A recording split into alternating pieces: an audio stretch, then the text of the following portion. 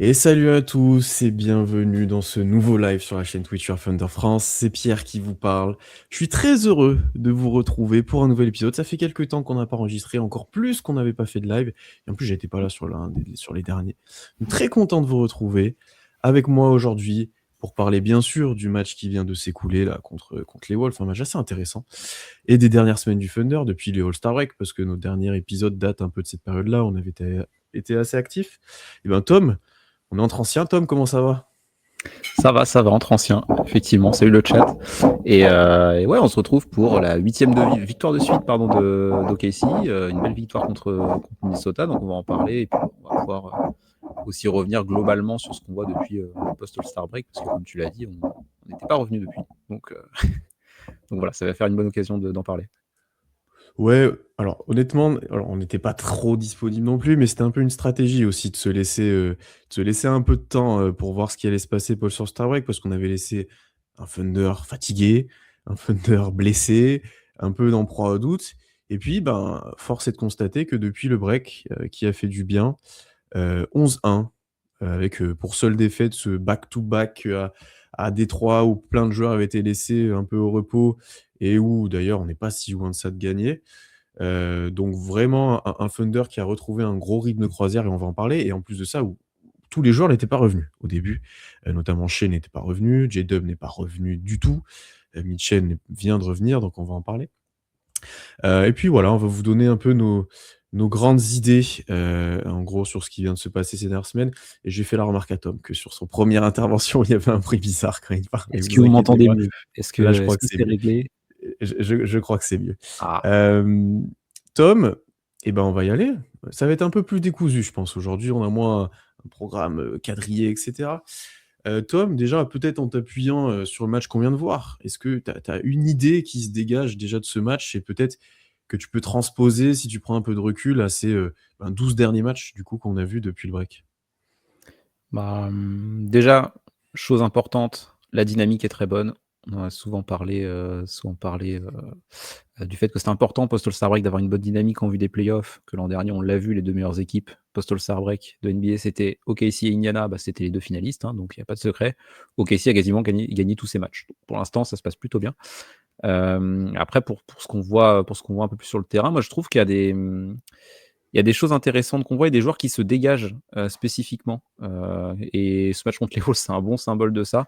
Moi, j'ai envie de commencer par le spacing. Le spacing d'OKC. Il y a un mec qui fait énormément de bien là-dedans. Alors, il n'est pas tout seul, mais je pense que c'est celui qui est le plus en vue, même depuis un peu avant le All-Star Break. Ça fait un mois et demi à peu près qu'il est complètement bouillant. Mais Isaiah Joe, mea culpa.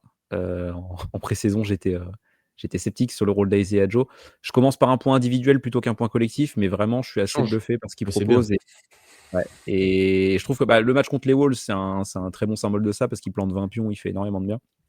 Pas que sur son tir, hein, d'ailleurs, hein, même le spacing qu'il apporte, rien qu'avec sa présence, ça fait beaucoup de bien au KC.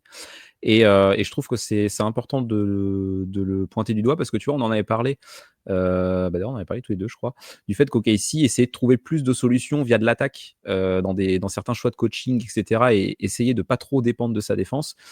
On avait vu à l'époque du Wiggins qui était plutôt intéressant là-dessus sur la série de matchs dont on avait parlé, qui avait été mis un peu starter, etc.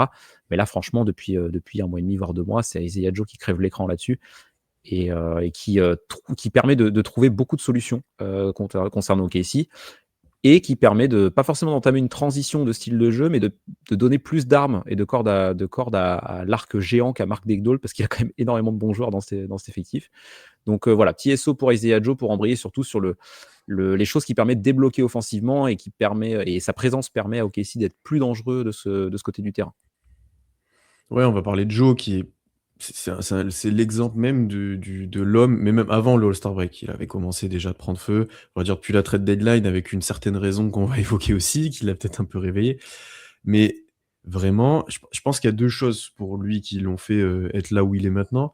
C'est d'abord qu'il est mieux utilisé, premièrement. Ouais. Il est plus exclusivement soit en spot-up, soit, pour faire un écran haché. Il y a bien plus de transitions, il y a des situations avec Hartenstein quand il est là, il a un peu plus de ballons, il est bien plus servi en mouvement, enfin, il y a bien plus de choses. Mais c'est surtout que lui, j'ai l'impression, provoque ces choses-là. C'est surtout ça. J'ai l'impression qu'il y a eu, depuis le trade pour McCain, peut-être un moment où il s'est dit, ben, on me met un peu un concurrent, je vais avoir un joueur de même profil que moi, potentiellement, on va dire qu'il s'en rapproche, qui arrive. Et on verra après que les deux fonctionnent très bien ensemble d'ailleurs. Mais voilà, peut-être qu'il faut que je me réveille, peut-être qu'il faut que je passe un cap. Et je trouve que dans son approche, vraiment dans l'agressivité qu'il a maintenant, il a passé un énorme cap depuis 20 matchs au moins, où il est ultra agressif. Il s'arrête jamais de courir. Dès qu'il a lâché la balle, soit il fait passer va pour aller soit s'arrêter à mi-distance, il l'a fait encore une fois contre Minnesota, soit il va finir au cercle, soit il va refaire un main à main, soit il va espacer, soit il va enfin vraiment, il n'arrête pas de bouger, il n'arrête pas il est très agressif en fait maintenant pour se créer ses tirs.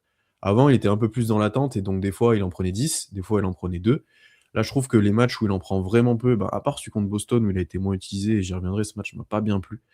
Mais globalement, il a une agressivité qui a vraiment augmenté. Il a envie de se montrer, il a envie de peser sur cette attaque-là. Et puis, plus ça marche, plus tu as envie de le faire et plus tu vas être servi par les autres. Plus aussi tu vas être surveillé par les défenses. Mais je trouve que là-dessus aussi, il a progressé. Il peut attaquer un close-out, il peut mettre un backdoor, il peut lâcher la balle. Franchement, il a vraiment fait un gros step-up là-dessus. Et après, défensivement, on le savait déjà, il est bon collectivement, il fait ce qu'il faut, il est intense. Mais je trouve que là, ça se voit de plus en plus qu'il peut jouer, vraiment. Là, j'arrive en playoff, si je ne le vois pas sur le terrain, je vais me dire, mais c'est pas possible, qu'est-ce qu'il faut qu'il fasse pour jouer, quoi? Alors après, si ça marche pas, ok, je comprendrai. Mais là, s'il ne joue pas, je ne comprends pas ce qu'il faut qu'il fasse, quoi. Il peut pas être plus parfait presque dans son rôle et dans ce qu'on lui demande. Ouais, non, il est excellent là-dessus. Défensivement, je sais plus si c'est contre Denver sur Valanciunas qui claque un contre à un moment donné, où il vient en aide. Je sais plus si c'est ce match, si c'est Valanciunas. Mais il y a des séquences où il vient défendre en aide sur des intérieurs et où il résiste au contact. Je me dis, mais qu'est-ce que c'est que ce, qu'est-ce que c'est que ce bordel? Et globalement, ouais, il est plus dur, je trouve, à cibler défensivement. Il met toujours le même niveau d'effort parce que ça, c'était pas trop un truc qu'on pouvait lui reprocher, hein, pour le coup. Lui, les efforts défensifs et l'implication, il était dedans, mais juste, il se faisait bully physiquement. Ça arrivera toujours parce que il a le physique qu'il a, hein. Il va pas, il va se retrouver en 1 contre 1 contre Julius Randle. Évidemment que Julius Randle, il va lui rentrer dedans et que ça va être compliqué. Mais il a trouvé d'autres alternatives que simplement essayer de provoquer des passages en force ou essayer de couper les trajectoires des ballons, quoi. Il arrive à mieux anticiper le contact, mieux faire ce qu'on voit, par exemple, très bien faire Cason Wallace, c'est-à-dire quand tu as un mec qui arrive balle en main, d'aller agresser le ballon directement et pas essayer de se préparer au contact et tout, et vraiment d'essayer en fait, de couper l'arbre sous le pied à l'attaquant adverse et de bloquer le ballon directement. Il le fait de mieux en mieux. Donc ouais, il est de plus en plus fiable défensivement. Moi, j'avoue que j'avais des doutes en début de saison là-dessus. Là, je commence à voir des vraies séquences de matchs. Là, tu vois, les derniers matchs qu'on a joués, c'est contre des grosses équipes. Il est viable, hein, sur le terrain, pour le coup, Isaiah Joe. Je me dis qu'en playoff, on peut projeter ça sur des séries playoffs et se dire que tu peux avoir une quinzaine de minutes d'Isaiah Joe et qu'en fait, défensivement, tu perds pas trop de niveau, entre guillemets, et que c'est quand même bénéfique vu le niveau offensif qu'il propose. Et tu l'as dit aussi, ouais, il est très agressif, très mobile. L'arrivée de McCain, je suis d'accord qu'elle a eu un impact dans le sens où Jared McCain, sur les premiers matchs qu'on a vus à OKC, on le voyait courir partout, faire des relocalisations à tous les spots, etc. Bizarrement, Isaiah Joe, tu le vois faire ça depuis aussi. C'est étonnant. Mais ouais, ça a eu un petit impact là-dessus. Même si, comme tu l'as dit, les deux peuvent jouer ensemble parce qu'ils ne font pas exactement la même chose, mais les deux sont là pour apporter du spacing. Et en plus, Isaiah Joe, balle en main, il y a des choses vraiment, vraiment pas mal aussi. Là, il a commencé à débloquer un genre de step back à 45 gauche, là où il se le crée tout seul. Je me dis, mais attends, s'il commence à faire des trucs à James Harden, qu'est-ce que c'est que cette histoire? Donc non, Isaiah Joe, c'est très intéressant et c'est le principal artisan de la bonne forme d'OKC offensivement et des bons passages d'OKC offensivement. Souvent, Isaiah Joe est dans les bons coups là-dessus. Ouais. Après, alors, on a dit tout ça, mais après, déjà, quand il tire. Alors là, c'est un peu baissé post-All-Star Break, mais quand il tire comme il tire là, déjà, ça aide beaucoup. C'est-à-dire que quand il met dedans, qu'il a de la quantité, qu'il a des tirs compliqués, des 3 points plus la faute, quand tout tombe un peu dedans, que tu es en confiance, pour un shooter, déjà, ça aide. Parce qu'il y avait eu, alors rarement avec Joe, mais il y avait quand même des périodes où il mettait un peu moins dedans, où c'était un peu moins régulier. Alors là, c'est quand même très régulier dans l'impact. Après, tu vois, tu as dit qu'il était viable défensivement, on a joué des grosses équipes.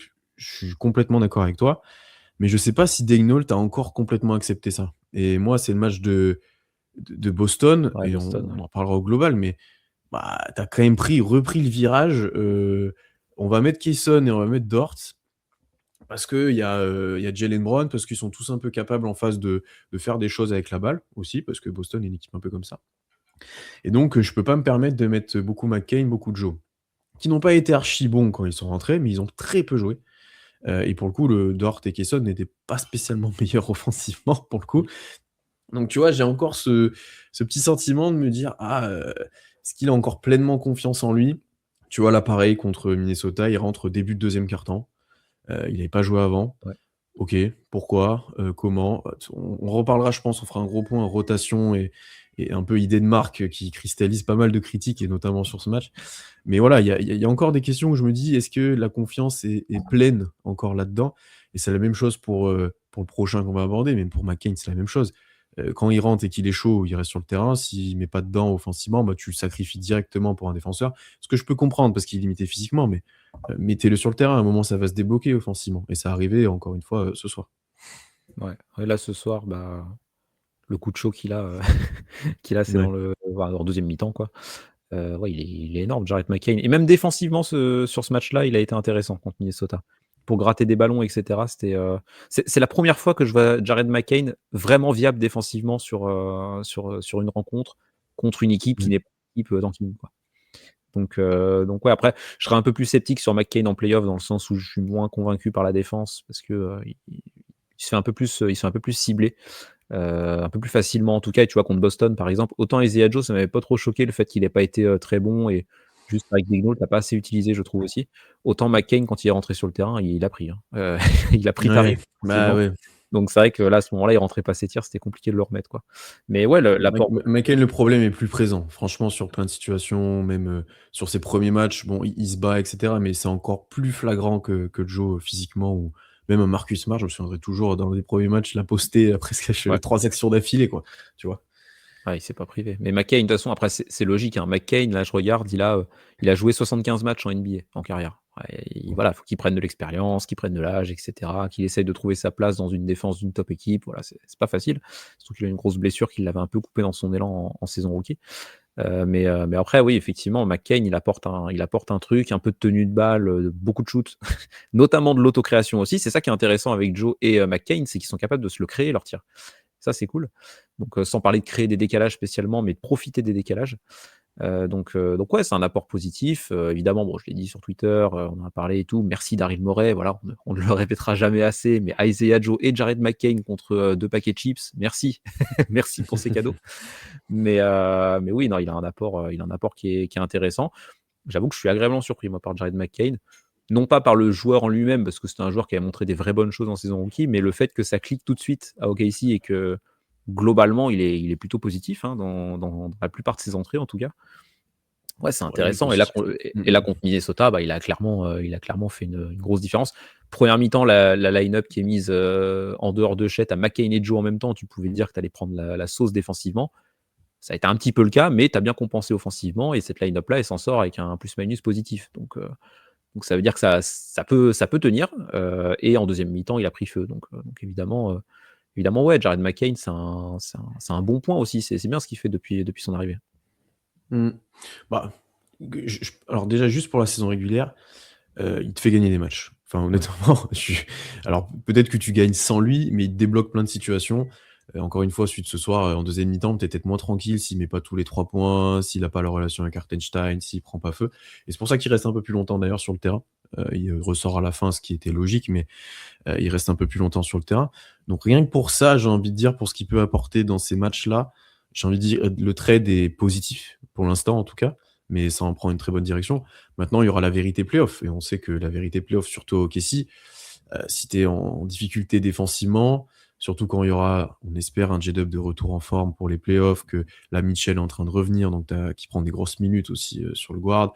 Enfin voilà, ça va être la guerre et si tu défends pas, ça va être compliqué.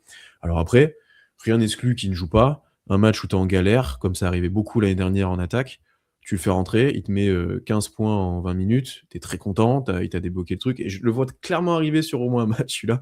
Je crois qu'on en avait dit au moment du trade. Mais oui, c'est archi positif parce que lui aussi, comme Joe, déjà alors c'est pas un défenseur, physiquement, il est trop limité, mais il se bat. Tu vois qu'il fait Mmh. les efforts, il va aller chercher des ballons, il Ouais. va aller gratter les ballons. Il y a une situation, alors je sais plus quel match c'est. C'est celui avant Boston. C'est contre Denver, tout simplement. Denver, ouais. Où il va sauver la remise en jeu. Il arrive en transition, il plante un 3 points. Enfin, tu vois, c'est des petites choses qui font que tu peux faire basculer un match, même à ton niveau défensif, j'ai envie de dire, en t'appuyant un peu sur ce que tu peux faire. Donc la suite, très intéressant. Et après, je le trouve même meilleur que Joe en autocréation. Joe, s'il y Oui. a un mec qui a la balle et qui attend de lui faire la passe, il va faire des trucs. Là, McCain, il y a 2-3 situations où il a la balle, il met son épaule, il fait un step back, il a du petit mi-distance, etc. Bon, au cercle, j'ai du mal, mais à mi-distance, en tout cas, il a montré des bonnes choses. Il revient en forme aussi, c'est ce qu'on avait dit pendant le trade. C'est un joueur qui était blessé, qui a eu du mal à revenir en forme à Philly, qui avait pas beaucoup de temps de jeu. Là, il a presque plus de temps de jeu maintenant plutôt qu'à Philly, ce qui est quand même fou dans cette équipe-là, faut le dire, Ah oui, même là, avec les blessures. Donc il va revenir petit à petit dans son rythme, mais on le voit, hein, au tir, là, ça commence d'aller bien mieux. Et il y a les tirs qu'il met là, sur les passes d'Hartenstein en sprint, je m'arrête, en alternative, je monte direct, je plante. Je suis pas sûr que quand il arrivait, il les mettait aussi bien ou aussi à l'aise, physiquement en tout cas. Donc non, c'est un très bon signe. Et puis, là, je reviens à un truc que j'avais dit il y a un petit moment. Je trouve que ces 2-là, ça va dans le shift de ce que j'avais dit, de vision de Daigneault et que tu as mentionné au début du live. Il y a des fois, il faut mettre des mecs qui mettent des points, il faut mettre de l'attaque. Ces 2-là, c'est vraiment le symbolique de ça. C'est-à-dire, bah, je les mets sur le terrain, on est bloqué offensivement. Là, je sais que le banc Sanché, ça va pas bien marcher. Ce qu'il a fait là ce soir, il a mis Mitchell, McCain et Joe ensemble. Je sais qu'on aura du spacing, je sais qu'on aura un peu de rythme offensivement, parce que même si ça fait pas 10 000 passes, eux, ils courent partout, comme tu l'as dit. ouais. Donc déjà, ça fait bouger la défense. La défense est obligée de sortir. Ah, tu sors pas pareil sur Dort que sur McCain et Joe, quand même. Je suis désolé de le dire. En termes de spacing, ouais, il y a enfin, c'est flagrant. Donc non, il y a vraiment ce chiffre, je trouve que bah, il faut quand même mettre des joueurs qui sont capables de scorer, quoi. On va pas gagner tous les matchs avec 100 points, avec Shea qui joue tout seul, etc., comme celui de Boston. J'ai vraiment du mal maintenant avec ces victoires-là, et je préfère vraiment une victoire où, bah, là, comme ce soir, défensivement, tu es très présent, tu gagnes plein de ballons, tu gagnes aussi au rebond offensif d'ailleurs, la bataille des possessions est archi dominée, mais tu es bloqué par l'adresse qui t'empêche de faire l'écart, et du coup, les Wolves reviennent au bout d'un moment parce que le score. Et là, tu te dis, bon, tout le monde arrive à défendre, tout le monde gagne des ballons, on arrive collectivement à le faire, je vais mettre les mecs qui mettent des tirs. Ah bah là, oui, bah, quand tu commences de mettre des tirs et que tu gagnes la bataille des possessions, il y a un moment où bah, ça se paye au niveau du score, quoi. Et je trouve que ce shift-là se fait de plus en plus ressentir, mais on y reviendra, il y a trop de moods. Il y a trop, soit je mets des défenseurs, soit je mets des attaquants. Et ça m'embête. Ouais. Ouais, faut mixer un peu les 2. Bah, sur ce match-là, déjà, moi, ce qui m'avait, saoulé, c'était la première mi-temps où tu mets Shea avec des défenseurs. Bizarrement, Ouais. 3e quart-temps, tu as Isaiah Joe qui rentre, Shea qui reste sur le terrain. Première action, panier de Joe sur une passe de Shea, tiens. C'est fou ça. Oh Et après, mince! Isaiah Joe, il plante à 3 points un peu après. Tu dis, bah tiens, c'est étonnant, dis donc. Non, mais ouais, là, faut mettre des Faut line-up un peu plus équilibrer en variés, fait. Marc. Voilà, faut. Et tu vois, c'est- j'aimais bien celle à la fin où tu avais McCain, tu avais Caisson, tu avais Shea, Ouais, tu avais Legrand, où tu avais un Caruso qui était très bon offensivement c'est ce soir Caruso, ouais. aussi, qui apportait plein de choses dans les coupes et tout. Mais tu vois, c'était un peu plus équilibré. C'était pas, vas-y, je mets Shea, après je mets Dort, Caisson, Hartenstein et un gars qui tire pas au Caruso. Et là, tu te dis, mais en fait, on donne la balle à Shea et on regarde, quoi. C'est vraiment ça, quoi. Bah, Et c'est ça ça, surtout m'embête. un match où Shea il rentre pas ses tirs, quoi. Parce que dans les matchs où il est dans la zone, Shea, bon, bah, il va mettre ses tirs, Oui, quoi. C'est bon. globalement, ils pourront rien faire en face. C'est-à-dire contre Mais là, ce match-là, Denver par et exemple, il rentrait rien. contre Donc, Denver, tu pouvais faire ce que tu voulais. Tu lui donnais la balle, tu dis: «Vas-y, fais». ouais, contre Denver, bon. Il a réussi à être MVP incontestable alors que Jalen a fait le match de sa vie, quoi. Donc c'est pour dire vraiment la performance de Shea, elle est exceptionnelle, hein. Mais ouais, même contre Boston, hein, d'ailleurs, hein, Shea, c'est très bien ce qu'il a fait, hein. Mmh. Mais ouais, non, l'apport de McCain et Joe est important là-dessus. Truc que j'ai pas précisé aussi, ce que j'aime bien avec McCain et ce que Joe aussi apporte, c'est qu'ils sont capables de shooter d'à peu près partout à 3 points. C'est pas des shooters de «certains spots» entre guillemets, comme peut l'être, je sais pas, un Chet par exemple, qui est plus à l'aise dans certains spots que dans d'autres. Isaiah Joe et McCain, franchement, il déclenche de n'importe où, il peut le faire en spot-up, en mouvement, en step back, il en a rien à cirer, quoi. Il prend son tir et la plupart du temps ça rentre. Et tu vois l'apport qu'il a. Enfin, McCain, depuis qu'il est arrivé au KC, et encore, le match de Minnesota n'est pas comptabilisé sur Basketball Référence, mais il a shooté à 5 sur 9 à 3 points. Donc, Oui, ça n'a pas baissé le ça a pas pourcentage. diminué. Il a 42% à 3 points en prenant quasiment 5 tirs par match, Jared McCain. Il joue même pas 20 minutes, hein. Donc en termes d'adresse, il fait beaucoup de bien. Ça va peut-être pas tenir comme ça tout le temps, mais pour le coup, il a un apport significatif là-dessus. Et oui, comme tu l'as dit, ça apporte de la variété dans les dangers que peuvent apporter OKC. On l'a vu sur ce match où tu as mis une line-up très petite avec un intérieur, mais juste dans tes petits, déjà, tu as Caruso et Shai qui sont plutôt longs pour leur taille ou qui jouent grand pour leur taille. Et les autres petits, c'est des mecs qui sont des bombes atomiques qui grattent tous les ballons, qui courent partout, qui déclenchent. Enfin voilà, donc c'est qui foutent le bazar dans la défense adverse. Donc c'est une formule qui marche plutôt bien, quoi. Ouais, puis à pas négliger, c'est que Joe et McCain, surtout maintenant, ont une vraie range à 3 points. C'est genre, au-delà de la localisation, c'est que ça peut être à 1 mètre de la ligne aussi Ouais. maintenant. Et ça, bon, déjà, c'est les seuls dans le roster à le faire, ça c'est sûr et certain. Mais c'est surtout que tu écartes encore plus la défense parce qu'il faut faire un pas de plus. Et c'est typiquement ce pourquoi Joe, des fois, a des 3+1 parce qu'il tire d'1 mètre de la ligne, les mecs sautent pour essayer de le gêner, mais en fait, il est trop loin. Donc tu tombes un peu sur lui. Et ça, le range, bah ouais, ça marche de plus en plus et les joueurs NBA en prennent de plus en plus loin. Donc c'est important d'avoir des joueurs aussi qui ont cet aspect-là. Au-delà du dynamisme dans le tir, le range, c'est assez important.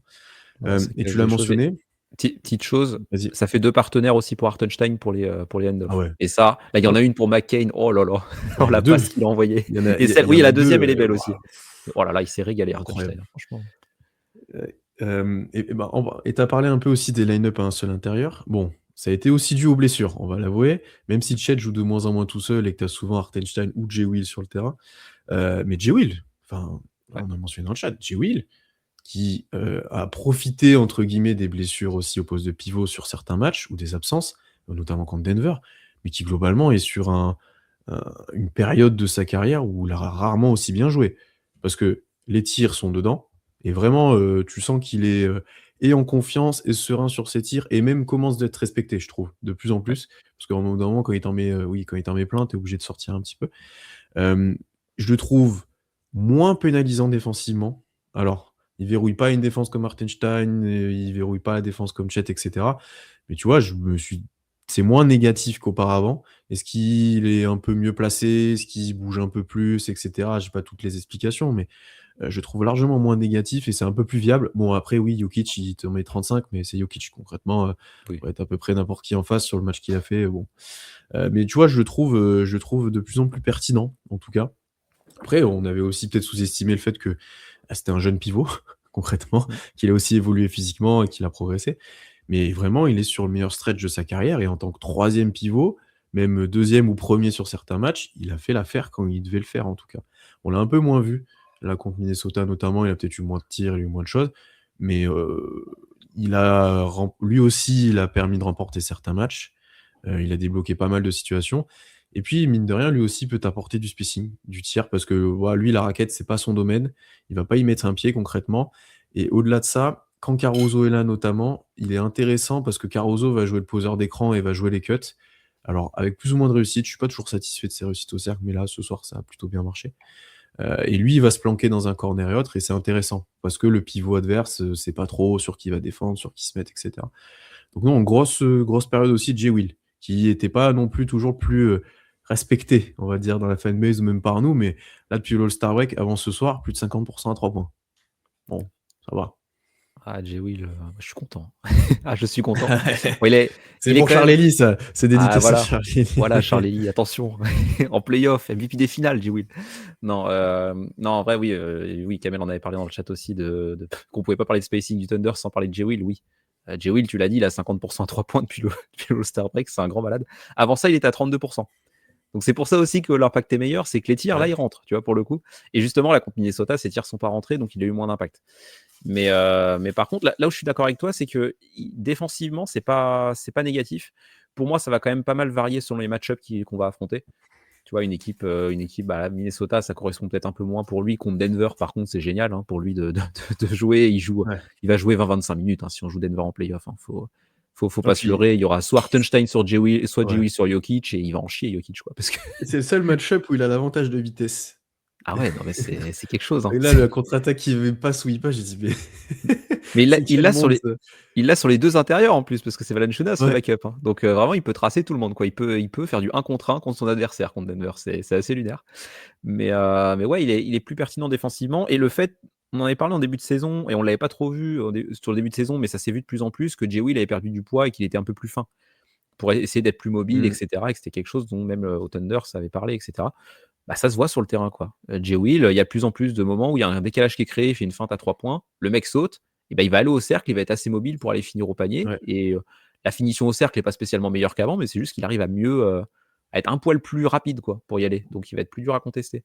Donc ouais, il y a des choses intéressantes et bon, sur les perfs récentes, il y a celle évidemment contre Denver qui est phénoménale, mais même contre Détroit, hein. Il plante 30 pions, Jay Will, il est énorme contre Détroit, hein. Et pour le coup, Jalen Duren, il a bien pris cher contre lui. Il n'y avait pas Isaiah Stewart en face en plus, donc tu avais pas de gros protecteurs de cercle, parce que Duren, c'est pas spécialement un bon protecteur de cercle. Il est très bon pour défendre au large, mais pour protéger le cercle, c'est un peu plus compliqué. Et Jay Will, il s'est régalé. Et sur ce match-là, pour le coup, il provoque 7 lancers qu'il met tous. Il a 4 sur 4 à 2 points. Tu vois, il a réussi à sanctionner un peu au cercle. Donc, ça, Ouais. pareil, ça dépendra des match-ups, mais c'est vrai qu'il y a des vrais progrès de la part de Jay Will. Et pour le coup, et là, lui, pour le coup, ça symbolise bien ce côté avoir une bonne dynamique à l'approche des playoffs. Tu vois. L'an dernier, on avait le Caruso qui montait en puissance et post-Star Break, le mec commençait à être en feu, il arrive en playoff, il rentre Ouais. et tout. Est-ce que ce serait pas Jay Will cette année, tu vois, qui fait une saison un peu bof et post-Star Break, le mec il commence à tout rentrer, à prendre de la confiance, etc. Et c'est peut-être de bon augure pour les playoffs, on verra. Mais pour le coup, ouais, faut forcément mettre un SO à Jay Will qui pour le coup est très bon là depuis le retour de break. Mmh mh. Mais tu vois, ouais, bah, comme tu dis, l'année dernière, on verra, mais tes facteurs X en playoff, c'est Caruso, c'est Wiggins certains matchs, il y a eu Lou Dort qui a planté et cetera, Casson qui a pris Ouais. des responsabilités. Peut-être que cette année, ça sera Mitchell, Joe, McCain sur 2 matchs et Jay Will et c'est pas exclu Pourquoi du pas, hein. tout, hein. Bah Et franchement, pourquoi donc pas, hein. c'est là alors c'est là déjà que d'une fois tu vois la profondeur de l'effectif parce que je pense qu'il y a pas beaucoup d'équipes où tu peux vraiment te dire ça, honnêtement. Hem, donc vraiment intéressant. Après Jay Will, là où je suis le plus surpris, c'est qu'on était contre le fait qu'il joue seul pivot, Ouais. surtout quand tu as Hartenstein et Chet, on dit: «Bah, c'est plus possible, tu le mets à côté, tu fais ce que tu veux, mais stop». Et au final, ça arrive tous les soirs, depuis le début de la saison quasiment. Et Ouais. un coup, il y a des blessés, un coup, voilà, mais aussi en choix tactique, hein, parce que là, typiquement, contre Minnesota, il joue tout seul pivot, un bon moment, hein, et tu pourrais mettre Kenrich pour plus de taille et cetera. Non, on le laisse avec Caruso, on le laisse avec des guards à côté, pas de souci. Et ça, je trouve, alors risqué, peut-être des fois, on verra, en playoff notamment, mais intéressant parce qu'il tient la baraque globalement, hein, encore une fois, sur ses dernières performances et encore une fois, c'était pas contre n'importe qui, parce que OKC a eu des grosses confrontations et on a encore d'autres à venir, on verra. Mais vraiment, il a lui aussi step up, alors qu'on l'entendait pas trop. Enfin, tu vois, c'était vraiment le troisième pivot. Quand il y a pas de créateur, Ouais. vas-y, on le spam, il fait des triples doubles. C'est arrivé cette année aussi. Mais là, vraiment, tu as un espèce de c'est un peu indéfinissable comme, rôle. Enfin, en attaque, c'était un shooter, mais il peut aussi te faire deux trois passes, spectaculaires. Après, défensivement, il prend du rebond de mieux en mieux, il progresse. Enfin, c'est bizarre comme rôle, tu vois? C'est pas un rôle typique, tu vois? Ben ouais, c'est Jay Will en fait, il a et justement au moment de la draft, je me rappelle qu'il y avait, Envergure qui aimait beaucoup le profil de Jalen Williams, parce qu'il savait faire un peu de tout et en fait, oui, c'est vachement utile, tu le vois avec le développement du joueur parce que c'est quand tu le mets seul pivot, en fait, tu joues five out, hein, quand il rentre ses tirs, Jay Will, hein. Tout le monde peut shooter sur le terrain quand il est là parce que c'est rarement, tu vois, à côté de lui, Luguentz-Dort, par exemple, il est rarement avec Jay Will, dans la seconde unit, tu vois? Souvent, quand tu as la seconde unit, tu as du Isaiah Joe, tu as du Aaron Wiggins, tu as des mecs qui sont capables de faire des trucs en attaque donc pour le coup, quand il rentre ses tirs, tu joues en five out, mais en même temps, tu as un intérieur costaud qui pèse, donc qui peut un minimum, encaisser le contact face à des joueurs costauds, ce genre de choses donc Mmh. en fait, c'est un genre de profil un peu hybride comme ça. En plus, il est capable de passer la balle, c'est un mec qui est plutôt bon là-dedans. Au rebond, il y a eu quelques progrès, tu l'as dit. Donc ouais, c'est un mec qui sait faire pas mal de trucs au final et il y a pas grand-chose dans lequel il est excellent, mais par contre, il est pas mal dans pas mal de choses, donc dans beaucoup de domaines, donc Mmh mh. du coup, il reste utile, quoi, sans être un joueur exceptionnel, mais ça reste un gars que tu as envie de mettre sur le terrain et je sais pas à quel point ce sera répliqué en play-off, le fait de le faire jouer en seul intérieur tout seul et d'avoir tout le temps Chet Hartenstein. Je pense que surtout Daigneault, il essaie de mettre Chet Hartenstein ensemble pour bosser la connexion entre les 2. Là, en plus, Ça Hartenstein, il marche, revient de globalement, blessure, ouais. il a eu des Mmh mh. limitations de minutes, mais voilà, tu fais bosser les 2 parce que, voilà, tu l'as dit, ça fonctionne bien en plus. Tu as envie de tester. Je pense qu'en play-off, on verra quand même des line-up avec Chet tout seul poste 5 selon les match-ups, mais où quand Chet est poste 5 tout seul, lui, pour le coup, il est vraiment fort, quoi. Même offensivement, il est dur à arrêter pour les adversaires. Donc je pense quand même qu'il mettra un peu de ça, mais ça te permet, toujours pareil, hein, c'est un peu comme Joe et McCain, ça te permet d'avoir une corde de plus à ton arc et de de pouvoir mettre en place des choses différentes en cas d'adaptation nécessaire en playoff, quoi. Tu peux te dire, ouais, s'il faut absolument que Chet joue à côté d'un autre intérieur, il va falloir que Jay Will soit pertinent, parce qu'Hartenstein, il pourra pas jouer 48 minutes. Donc ouais, c'est intéressant. C'est une progression qui est vraiment cool à suivre, je trouve, Jay Will, parce que c'était pas le joueur sur lequel on misait le plus. Même moi qui l'aime beaucoup, je me disais pas, tiens, il va être important d'une rotation d'équipe championne. Bah, en vrai, dans les playoffs qui arrivent, Jay Will, il peut tout à fait être dans la rotation et dans la rotation par défaut, tu vois, à 9, imaginons qu'il a envie de mettre Mark Daigneault, il peut très bien y avoir Jay Will avec sa quinzaine de minutes, quoi. Ouais, mais c'est sûr. Donc ouais. Ouais. Ça Minute dépend des 1, match-ups, je pense. Mais ouais, mais sur 80% des match-ups, il le met quand même. Enfin, franchement. ouais. Après, je pense que du coup, ce qui me fait poser question, c'est qu'on a peut-être sous-estimé vraiment son âge, parce qu'il est pas vieux. En fait, c'est un Ah oui, joueur qui il a a quoi, pas 23, beaucoup non? d'années NBA et qui a 23 ans. Enfin, tu vois, Ouais, c'est c'est pas ça. un pivot fini en soi. C'est pas. Bah, il est Voilà, hein. dans J-Dub et Chet, hein. Oui, effectivement, hein. Donc, il y a déjà ça. Après, j'espère vraiment ce qui lui manque, parce qu'il est très bon passeur sur les backdoors, sur ces choses-là. S'il te plaît, Hartenstein, apprends-lui à faire les passes entre les jambes, les machins. Et fais la même chose avec Sorber d'ailleurs, hein, j'anticipe. Mmh. Mais parce que tu seras peut-être plus là l'année prochaine, on sait pas. J'espère que tu seras là. Mais apprends-lui à faire ça, parce que là, tu débloques encore plein de choses. Et pour le coup, offensivement, il viendrait encore plus pertinent que juste spammer, tu sais, le pick and roll et le hand-off. Si tu vraiment, il peut faire ça, tu Ouais. débloques une arme supplémentaire. Et après, je trouve qu'en fait, sa présence et son niveau de jeu, surtout actuellement, ça te permet de débloquer cette line-up Hartenstein-Chet, parce qu'il est pas à ce niveau-là. Ouais, tu dois réfléchir à dire: «Purée, il m'en faut toujours un sur le terrain. Mmh. Attends, mais du coup, il faut que je remette Kenrich parce que en fait, il faut que j'ai de la taille ou il faut que Caruso soit là, mais il est pas souvent là». Tu vois, ça te permet vraiment de te dire, «Bah, ouais, j'arrive à pouvoir, mettre mon double big line-up parce qu'il y a lui derrière qui peut, tenir un petit peu la raquette, qui peut tenir un peu, enfin voilà, qui peut tenir le pivot adverse». Et du coup, c'est ça aussi qui te permet de travailler, comme tu l'as dit, la double big line-up, et qui fait qu'elle marche, parce que tout début de saison, elle marchait. Après, Hartenstein, là, est vraiment en dilettante, je pense, avec son pied, son mollet, enfin, tout, il a un peu tout là. Je pense que c'est Ouais. compliqué physiquement. Mais là, même contre Minnesota, ça a très bien marché, Hartenstein, Chet, hein. Chet a fait on en parlera peut-être pas beaucoup, mais Chet a fait un très bon match. J'aime bien, récemment, on voit un peu plus agressif, tu vois, même contre Boston, il n'y a pas eu beaucoup de ballons, mais il a cherché des rebonds, il a cherché des trucs, donc j'ai bien aimé. Et avec Hartenstein, ça fonctionne bien, parce que je trouve que Chet commence de prendre ses aises, un peu, dans son rôle là, le rôle qu'il a et qui était pas le même, auparavant, hein, de deuxième intérieur, de poste 4 concrètement. Ouais. Donc je trouve que ça fonctionne bien. Et puis Hartenstein, ah ouais, on se dit à chaque fois, au début de saison, on disait: Il est indispensable». Après, on s'en sort sans lui, Jalen est bon, tu fais: «Ah, est-ce qu'on peut survivre?» Et quand il revient, tu fais: «Ah, il est quand même bien ce joueur-là, on l'aime bien». Il est quand même cool, hein. Il te prend, début de match, 3 rebonds offensifs, un contre, après il te met des grandes passes, tu fais: «Ah, il est cool quand même». Hartenstein, Donc ça non, précise, il déconne pas, hein. ouais, franchement, je préfère avoir lui que d'autres dans le roster, pour l'année prochaine, honnêtement. Mmh. Ouais, non, Hem, on a et ouais, et on a puis peut-être fait tout ce positif. Tu as peut-être d'autres choses à ajouter? Vas-y. non, c'était juste pour rebondir sur le fait que oui, Chet à côté d'un intérieur, c'est une formule qui marche bien. On le voit moins à côté de Jay Will, mais c'est un truc qu'on avait déjà vu un peu les années précédentes et où ça pouvait bien se débrouiller. Justement parce que Chet, ce que tu disais, si Jay Will était pas performant, Sorber est blessé, donc tu devais mettre beaucoup de Hartenstein ou Chet poste 5 et du coup pas trop avoir les 2 ensemble. Mais il y a des match-up où c'est trop compliqué, par exemple Denver, Chet poste 5, il va se faire bully ball par Jokic et ça va être compliqué, tu vois. Tout aussi bon défenseur qu'il est, c'est pas la match-up sur lequel il va le plus briller. Donc ouais, Jay Ouais, Will te débloque pas mal de choses, ouais. puis rien ne t'empêche en playoff de le faire quand même. C'est ce qui est arrivé des Mmh. fois l'année dernière, et même souvent, avec un Caruso qui était très bon, avec, d'autres joueurs qui ont step up, rien ne n'empêche de le faire plus tard. Mais je trouve intéressant de se développer ce jeu grand, parce que de plus en plus, tu vas en avoir besoin. Tu joues Houston, je t'en parle même pas. Et l'année dernière, en playoff, en fait, tu avais tellement pas pu le voir en saison que c'était pas viable, ou très peu, donc tu l'avais pas trop vu. Donc Il y a effectivement, j'aime bien. petit progrès aussi. Je vois que dans le chat, Gamel parle de Jay Will qui est meilleur que Chet au rebond. Je Je sais sais pas. pas trop parce que Chet, il y a des vrais progrès, je trouve, là, de ce point de vue-là. Il est plus, il laisse moins de rebonds offensifs aux adversaires. Il est plus autoritaire, je trouve, dans sa lutte au rebond. C'est un axe d'amélioration que je trouve intéressant malgré, le physique où, il est taillé comme ça. Donc forcément, il n'aura pas le même impact au rebond, ne serait-ce qu'un Hartenstein, mais il y a une meilleure combativité. Donc il progresse petit à petit dans ce domaine-là, je trouve. Je trouve que globalement, même au rebond, t'es un peu mieux.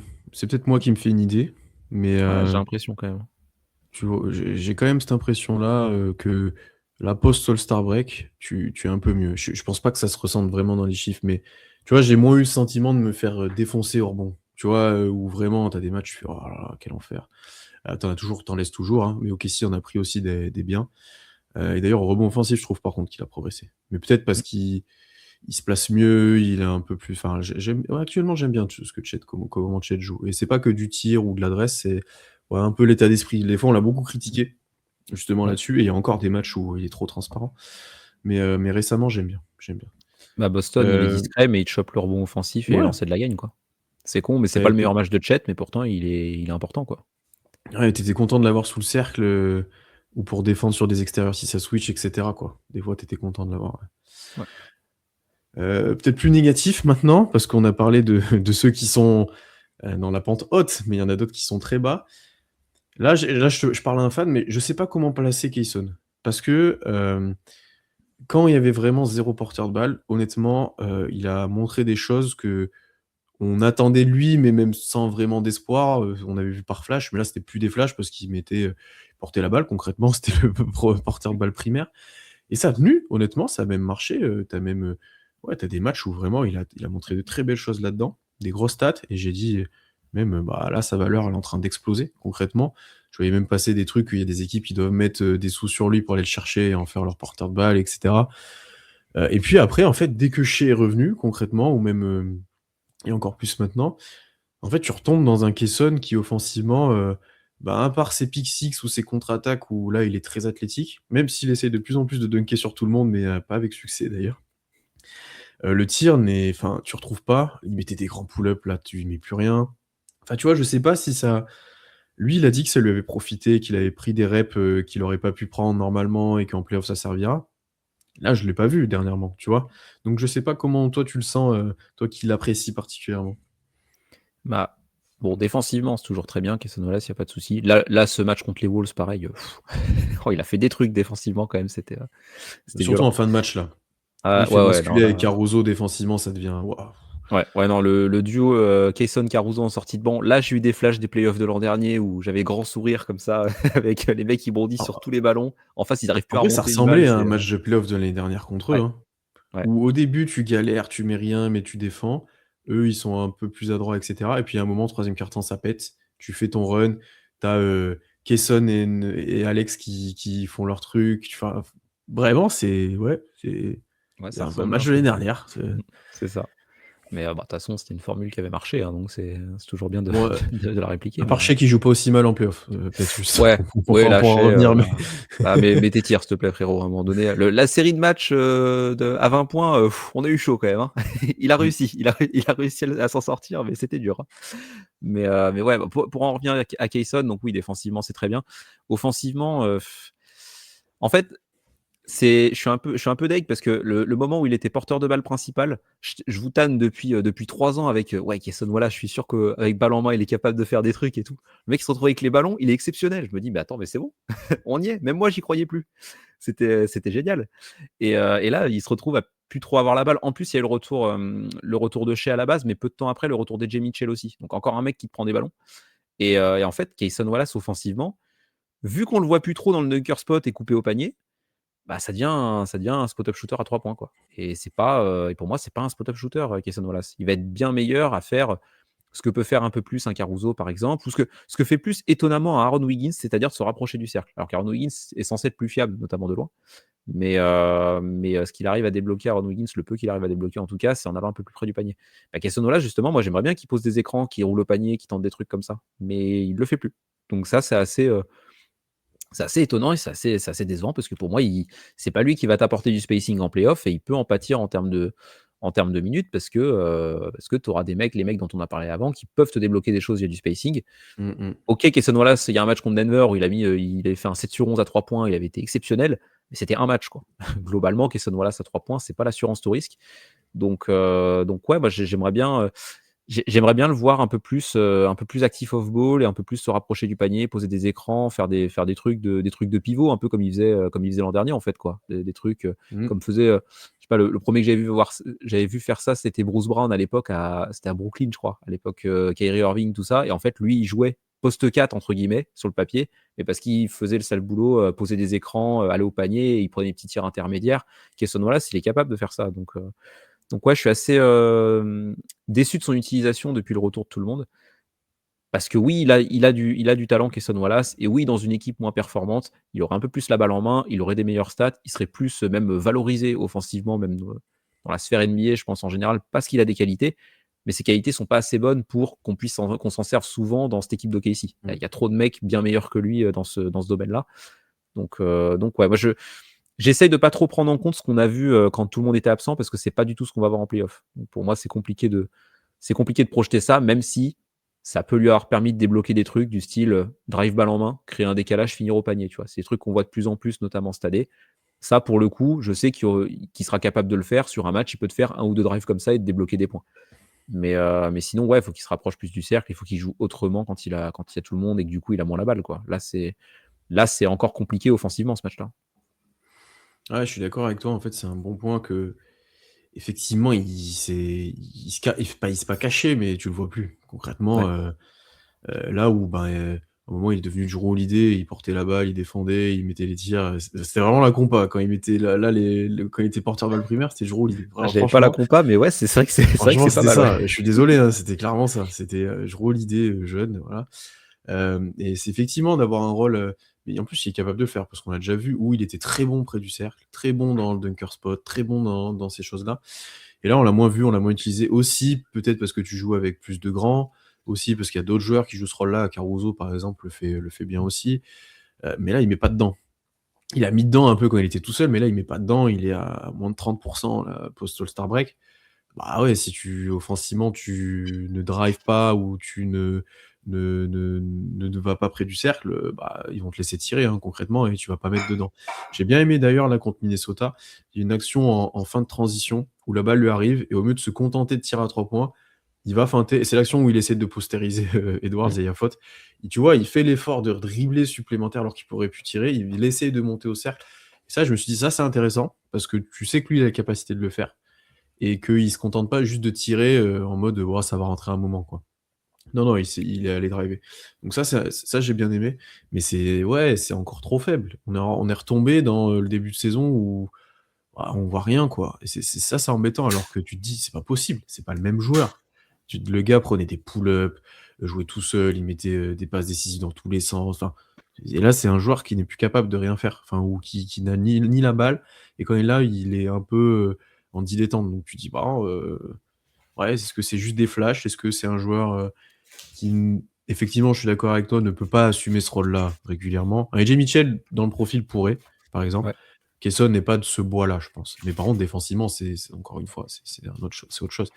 Mais c'est assez frustrant, ouais, parce que tu te dis: «Purée, si Kesson, il garde un minimum de ça et qui l'apporte à l'équipe, bon, voilà, tu as encore débloqué autre chose, quoi». Là, bon, tu l'as reperdu, encore une fois. Ouais. Ouais, donc Cason. Bon, et Jay Mitchell, oui, il en est capable parce que quand je commence à avoir des comparaisons avec Jalen Brunson, moi, donc, donc à un moment donné, Ouais. est-ce qu'il Celle-là, va elle est avoir la sortie d'un progression de moment et Jalen pas que de nous. Brunson? On Celle-là, elle est verra. sortie et pas que de nous, hein. Il y a plein Ouais, de ouais, gens justement, triviens c'est que je et l'ai vu, d'analystes je l'ai vu qui autre en part, parlent de mais ça, tu donc et tu sais que par rapport au Brunson des Mavs, c'est pas si déconnant, hein, dans le ouais, je vois profil, le hein. C'est truc. c'est à peu près ça, quoi. Mais ouais, Cason Wallace, alors je suis un peu sévère avec la performance offensive de Cason Wallace, de ce soir, parce que c'est vrai qu'il a 7 passes D quand même. Il a bien, dans le moment où OKC a commencé à faire un run, où il gratte un ballon, il fait une passe à Caruso, je crois, et à ce moment-là, il brille totalement. Il Ouais, y a un mais 9-0, c'est Cason c'est Wallace, des quoi. trucs de contre-attaque, tu sais, c'est pas du Voilà. jeu, enfin, il y en a Ah, un jeu placé, c'est sûr, il y a mais quelques passes sur des intérieurs où il voit le décalage qui a été créé, où il sert bien l'intérieur. Sur le passing, il a débloqué deux trois trucs, Cason Wallace, qui peuvent se répliquer en playoff, je trouve, pour être, pour faire l'extra passe ou pour ouais. casser un peu tu fais circuler la balle et tu vois qu'il y a un décalage. Lui, il va le voir, le décalage, et aller servir le joueur, ce qu'il faisait pas l'an dernier, par exemple, tu vois, où il était un peu plus, il se laissait un peu porter par le flow offensif de l'équipe et par ce qui était créé. C'était pas lui qui prenait le risque de faire la passe, entre guillemets. Ça, il le fait mieux. Mais par contre, oui, au scoring, il sera pas capable de répliquer ce qu'il a fait. Où il y a la série dont on parle, c'est la série de 3 matchs où il met 20 points, plus de 20 points à chaque match contre Cleveland, Toronto, Détroit. Il fait même un 20-10 contre Cleveland. Ça, oui, on le verra pas en playoff, ça évidemment. Donc ouais, moi j'aimerais une autre utilisation, on va dire, en playoff, parce que là, en fait, des fois, il disparaît même comme peut le faire un Lugensdort, comme peut le faire. Tu vois, c'est marrant qu'on ait joué Minnesota comme peut le faire un Jaden McDaniels, par exemple. Alors que McDaniels, il a vraiment du talent offensif, mais il y a des matchs où il prend 3 tirs. C'est un peu ça, quoi, Cason Wallace. Donc c'est dommage parce qu'il y a moyen d'exploiter des choses avec ce joueur-là, quoi. Ouais, ouais, non, mais je suis d'accord. Mais du coup, je sais pas si je le mets vraiment en négatif. C'est juste que tu restes un peu sur ta faim de ce que C'est tu as vu, frustrant, quoi. quoi. C'est vrai. Ouais, c'est frustrant. Alors, pour le coup, en négatif, et là, je comprends à moitié, c'est Aaron Wiggins.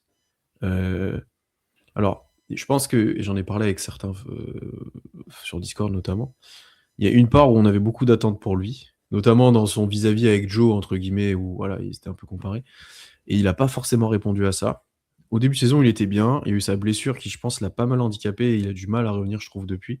Notamment en termes d'adresse où il est Ouais. cataclysmique. Je pense que ça, c'est assez surprenant d'ailleurs, parce qu'en carrière, au final, il avait été plutôt très bon tout le temps. C'était assez sûr. Et on l'avait dit, hein. On a dit, ouais, Wiggins, ça va tirer, ça va être un des meilleurs scoreurs. Bah, pour le coup, en pré-saison, lui, on l'avait beaucoup saucé à l'inverse de Joe. Et là, on retrouve rien, en fait. Tu retrouves pas le jeu balle en main qui faisait potentiellement sa force, justement en sortie de banc et son profil unique, il n'existe plus. Il ne met plus les tirs en spot-up, il en a de moins en moins.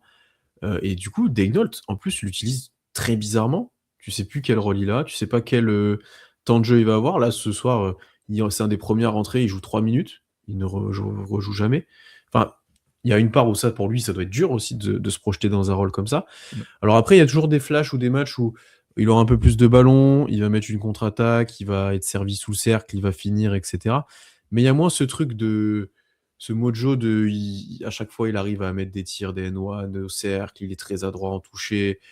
Tu vois, il y a moins de trucs. Il a moins sauvé le basketball cette année, hein. Enfin, tu vois. Ouais. Et je trouve que là, on est en train. Honnêtement, s'il y en a un qui est en train de vraiment descendre, je trouve, dans la rotation et notamment en playoff, c'est lui.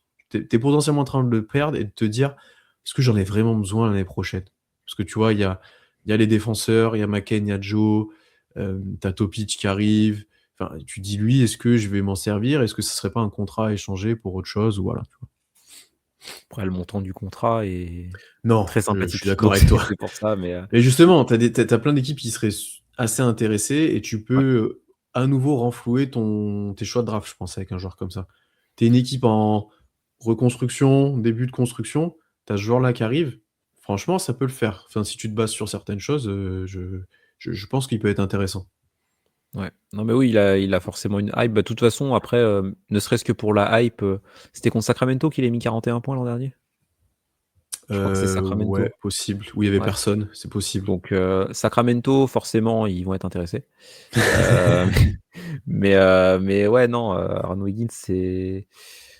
Oui, il peut être intéressant pour des équipes parce que tu vois qu'il sait faire pas mal de trucs, même avec la balle, etc. Donc, il y a des équipes moins bonnes qui peuvent se dire on peut prendre ce joueur et il va nous apporter un plancher offensif intéressant. Mais c'est vrai que. Alors, pour ce qui est des stats, c'est vrai qu'avant ça, il avait joué 9 matchs avant de se blesser, il était à 41% à 3 points. Depuis, il est revenu, il a 33%. Bon, déjà, sur Ouais. l'adresse, c'est compliqué. Mais même au-delà de 18% post-All-Star break. Ah ouais, non, là, ça pique. Mais ouais, il rentre plus rien, quoi. Mais ouais, non, c'est compliqué en termes d'adresse, mais c'est compliqué, effectivement, comme tu l'as dit, dans la compréhension de son rôle aussi. Parce que c'est vrai qu'il a. Ce qui est un peu l'histoire de sa vie à OKC, parce que même à l'époque, OKC était bas de Ouais. tableau. Des fois, il jouait 20 minutes, après, il jouait plus. Enfin, Daignault, c'est un peu le mec qu'il a envie de mettre. Ça dépend de l'humeur de Marc Daignault quand il se lève le matin, peut-être. Il le met, des fois, il le met un quart d'heure, des fois, il joue pas, des fois, on sait pas. Mais oui, ça doit pas être facile à gérer, effectivement. Maintenant, c'est vrai que l'impact sur le terrain est en ce moment quasi nul, quoi. Parce qu'il y a pas. Tu vois, Charlie Lee en avait parlé comme un potentiel prétendant 6e homme de l'année. Alors, c'était très osé comme comparaison, mais s'il y en avait un dans l'effectif, on était tous d'accord pour se dire que c'était plutôt Wiggins. Donc, Et donc puis au pour le début de coup, l'année, tu te dis, oh ouais, pourquoi pas. Bon, il y ah avait ouais, Jimmy Mitchell à côté, franchement. son concurrent, concrètement. Bah, Mais disons qu'Edge Mitchell est parti très très fort, donc on s'est dit ah Wiggins ouais. attention peut-être pas, mais il faisait un bon début de saison Wiggins aussi, donc bon Mm, ça sentait encore du bon Aaron Wiggins comme on connaît, mais effectivement ouais là c'est il apporte il apporte rien de spécial en fait à OKC en ce moment, quoi. Parce que il était prévu pour être un peu le mec que tu allais avoir balle en main. Donc il y a eu l'éclosion d'AJ Mitchell qui a un peu Ouais. rebattu toutes les cartes, mais de base c'était lui en sortie de banc qui était censé être ton atout offensif numéro 1 pour créer de l'attaque. Il l'est plus du coup. Il est censé t'apporter du spacing, mais il rentre plus ses tirs. Donc ça devient compliqué. Défensivement, alors il y avait une séquence à un moment donné qui était pas si mal, celle où il a été starter justement, où il y a eu cette tentative Mm. de Daigneault, où défensivement il était pas si mal. Mais ça a duré 4-5 matchs, quoi. Et depuis, il est retourné en sortie de banc et défensivement, même si je le trouve pas si catastrophique que ça, mais il est pas.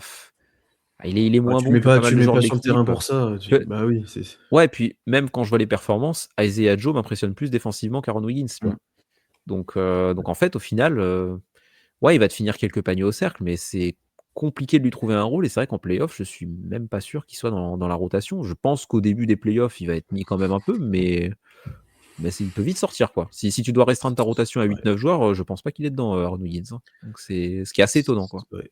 Ça dépend de sa fin de saison aussi. Mais Ouais. comme tu dis, encore une fois, son rôle, il y a un moment, il était mis dans le 5 en mode on veut un peu plus d'attaque, on met pas Kayson exprès, on veut 2 points of attack, 1 sur le banc, enfin, tu vois, il était valorisé.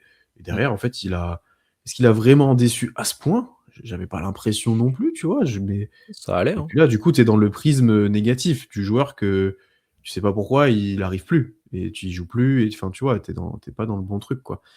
Donc ouais, assez décevant là-dessus, puis tu sens qu'il disparaît petit à petit, quoi. Mais parce qu'il y a meilleur à côté de lui pour l'instant, aussi, quoi. Un McCain, par exemple, tu du mal à te dire: «Je vais pas beaucoup le faire jouer» ou «Je vais pas le faire jouer ce soir», tu vois? Maintenant, Disons que tu lui ramènes de la concurrence et la concurrence est ouais, performante. Donc c'est vrai que pour le coup, c'est compliqué de le ouais faire jouer, quoi. et au contraire de Joe, il a pas eu, ce mordant pour, réagir ou tout de suite te dire, «Je suis prêt», quoi. Ouais, Ouais. carrément. Donc, Après là, on a beaucoup parlé, individuellement. Mais ce qui est intéressant, bon, avant le match contre les Wolves, c'est que, si on regarde les ratings, si on regarde un peu les stats, OKC est en fait dans ses standards de toute la saison. Heu, tu es, à peu près au même defensive rating. L'offensive rating est même en dessous, parce que tu as notamment baissé, l'efficacité globale, tu es un peu moins adroit et cetera. Aussi parce que Shea ne jouait pas, on va être oui, honnête, il a ouais, loupé ça a quelques un bon matchs. impact, je pense, Je effectivement. pense que ça joue. Et tu vois, du coup, j'ai quand même je me suis dit: «Qu'est-ce qui fait que en ayant les mêmes chiffres, tu arrives alors à gagner plus de matchs?» Tu en gagnais quand même beaucoup avant, il faut aussi se l'avouer, tu pas joué les Spurs aussi, ça t'aide à gagner des matchs. La petite vanne. Mais tu vois, Quoique il y a aussi Minnesota, on était en 1-2 avant ce soir, on hein. était en 1-2 Ouais. effectivement, mais tu vois, je trouve que tu as quand même eu, un refresh mental qui s'est joué, et qui a fait beaucoup de bien et ça se voit dans le clutch, notamment. Dans le clutch et alors chez exceptionnel récemment, mais il y a le clutch contre Denver, le premier post All-Star break où il ne joue pas de la prolongation, Nertenstein et où tu vas le chercher avec tes role players en prolongation là, ça avant le All-Star break, on le gagne jamais de la vie, on gagne ce match. Franchement, hein. Et du coup, je trouve que vraiment, il y a un avant-après où tu voyais et on le savait, que cette équipe avait besoin un peu de off, franchement. Ça fait du bien de revoir des joueurs, prêts, un peu plus combatifs et cetera. J'ai eu un peu peur d'ailleurs contre Minnesota, quand tu commences d'être derrière, bon en plus c'est le matin chez eux, tu te dis: Mmh. «Waouh, ils sont tous endormis, le Pécom dort», tu te dis: «Ouh là là là là, ça sent pas bon» et après ça s'est réveillé quand même. Mais tu sens que tu as une énergie qui est un peu plus retrouvée. Tu as plus de détonateurs justement dans l'équipe, tu vois? Ouais, Parce que c'est ce que tu avais besoin contre Minnesota là. C'est justement, ouais, tu as fait une top entame contre Minnesota, c'était génial. Les mecs mettaient pas un tir, toi tu rentrais tout. Chet, il était parti comme un dingue. Hartenstein aussi, c'était super. Et après, tu t'es écroulé petit à petit. Shea rentrait pas un tir, donc c'est vrai que tu étais sur une dynamique pas ouf. Et en fait, c'est aussi pour c'est aussi pour ça que je parlais d'Isaiah Joe directement, c'est que, ça a été le premier détonateur. Après, il y en a eu d'autres, hein. Il y a eu ouais. McCain, il y a eu tout ça, mais le premier qui a vraiment, qui t'a vraiment remis dans le sur les bons rails, parce que Chet était déjà bon, mais lui, c'était plus dans la constance du match. C'était pas lui qui allait te faire, changer le «momentum» entre guillemets. Lui, il allait te maintenir à flot entre guillemets. Isaiah Joe a fait une grosse différence là-dessus. Mais effectivement, ouais, la fraîcheur mentale, tu la vois. De toute façon, avant le All-Star break, les 10 derniers matchs, tu en 5-5. Tu galères un peu, tu perds contre Indiana, tu perds un match contre Toronto, pas ouf. Enfin, même contre Minnesota, contre cette équipe de Minnesota, tu avais perdu le Ouais. match en étant, clairement moins bon, hein, pour le coup, hein. Tu perds plus de 10 points, tu pas top. Donc, t'avais besoin d'un peu de repos, entre guillemets. Mais sur les derniers matchs avant le All-Star Break, t'avais mis un peu des joueurs au repos. Le match contre les Spurs, c'était des Bon, remplaçants qui jouaient, quoi. et Donc, personne. ouais, voilà. Donc pour le coup, oui, t'avais besoin de repos. Et ouais, c'est vrai que le retour de l'All-Star Break, là, ça a tout changé, quoi, cette semaine de repos. Donc ouais, ça c'est. De toute façon, pour une équipe qui vient de gagner le titre, qui a joué 100 matchs l'an dernier, qui se retrouve à jouer là les premiers rôles encore cette année, etc., forcément, il y a un moment où tu allais avoir un coup de moins bien. Ce qui est cool, c'est que du coup, tu l'as plutôt bien négocié. Tu t'es pas écroulé au classement, tu as un peu baissé, tu t'es dit ah, attention, le first seed, à voir, etc. Et là, tu as remis un coup de collier. C'est vrai que bah, tu as perdu qu'un match depuis le retour du break, et c'est un match où c'était tes remplaçants et où tu pas été ridicule du tout, quoi. Ouais. Donc ouais, ça fait beaucoup de bien. Et en plus, tu sens que le retour de la fraîcheur mentale, c'est aussi le retour de la confiance dans l'équipe. Et tu commences à avoir des mecs qui rentrent leurs tirs, etc. La défense, tu commences à retrouver des séquences défensives comme on est habitué à voir de côté OKC, qu'on voyait en début de saison notamment, quand tu étais parti en 24-1, que tu étais complètement injouable. Ou la défense, pareil, le match contre Minnesota, le monstre à deux têtes qui est Son Caruso, qui a commencé à faire des dingueries. Bah, ça, tu commences à le revoir depuis le All-Star Break aussi. Donc pour le coup, ouais, ça a fait énormément de bien. Et ça peut faire une très grosse différence pour même les playoffs qui se profilent, quoi. Mmh. Non, c'est sûr. Après, c'est ce que nous dit un peu Kamel, tu as des retours de blessures qui font Ouais. plaisir. Bah, quand Shai était blessé, forcément, tu dans le dur. AJ Mitchell, j'ai pas son bilan sous les yeux, mais il a pas perdu beaucoup de matchs, hein, parce qu'il était souvent pas là quand ça a perdu et l'inverse, quand il est là, ça gagne plus souvent. Je retrouve ça. Donc ça joue aussi énormément. Hartenstein, il va falloir encore gérer son cas. On va en revenir sur les blessures, mais tu sens que c'est encore pas à 100% qu'il est en gestion de minutes et cetera. Il est en 39-6, AJ Mitchell. 46 Ouais, du coup avec Minnesota. Pas ouais, mal. voilà. Voilà, voilà. Donc non, il y a aussi de ça, hein, bien sûr et puis, je trouve que enfin, tu as quand même une base, notamment défensive qui alors oui, quand on met pas l'intensité, bah, forcément ça se ressent, mais tu as une base au défensive qui est assez folle et du coup, dès que tu mets un peu plus d'ingrédients, en fait, ça redevient lunaire, en fait, concrètement, sur ce que tu peux produire défensivement, et puis les équipes en plus, déjouent souvent face à ça. Tu vois? Ouais. Des fois, elles arrivent à s'adapter un petit peu, mais il y a un moment où tu déjoues complètement et c'est arrivé aux Wolves encore une fois. Puis même le nombre de turnovers provoqués là ce soir, est assez exceptionnel. Donc non, je trouve que voilà, collectivement, tu as une assise défensive qui t'aide beaucoup et offensivement, c'est plus dur. Offensivement, c'est plus dur. On l'a vu contre Boston notamment où quand tu pas de tir, quand tu pas d'élément déclencheur et que tu que ton MVP, ce qui est déjà très bien, hein, sur lequel te reposer, bah, ça devient un peu plus compliqué et tu es obligé d'avoir un espèce de super héros qui te carry. Mais ça arrive, souvent, hein, et ça arrive en playoff et cetera et ça surtout depuis que J-Dub, bah, cette saison a très peu joué, c'est encore plus flagrant. Le fait qu'AJ Mitchell soit là, ça aide un petit peu quand même, faut le dire, parce que lui, Ouais. devient très important franchement dans le roster, on prévoit un épisode, sûrement à la fin de saison un peu sur l'importance dans ce roster des joueurs parce qu'il va devoir bouger ce roster. Je pense que AJ Mitchell sera très haut, sera vraiment très Oui. haut, au-delà de son prix, voilà, mais son profil, est vraiment très intéressant pour l'équipe. Hem, mais ouais, enfin, là, d'avoir un refresh mental, plus des joueurs qui ont pu prendre des responsabilités quand même un moment, parce que peut-être pas tous, hein, mais ça leur aura servi, ça les a relancés un petit peu, hein. Jay Will, par exemple, il en a profité des blessures. Un McCain a eu du temps pour se mettre en place. Un Joe, voilà, on l'a dit.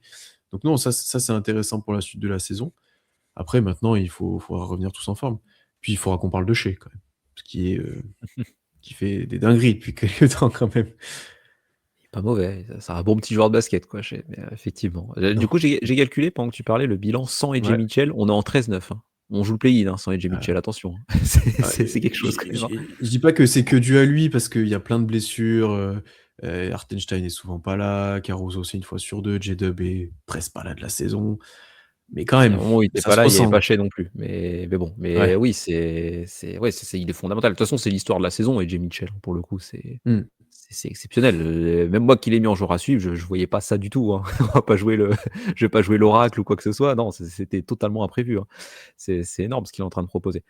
Mais J'attends de voir en playoff, honnêtement, où j'ai envie de dire, même face à des défenseurs meilleurs, mais là, il y a pas des mauvais défenseurs sur lui, mais ouais. j'attends de voir en playoff s'il arrive quand même à reproduire tout ça et tout.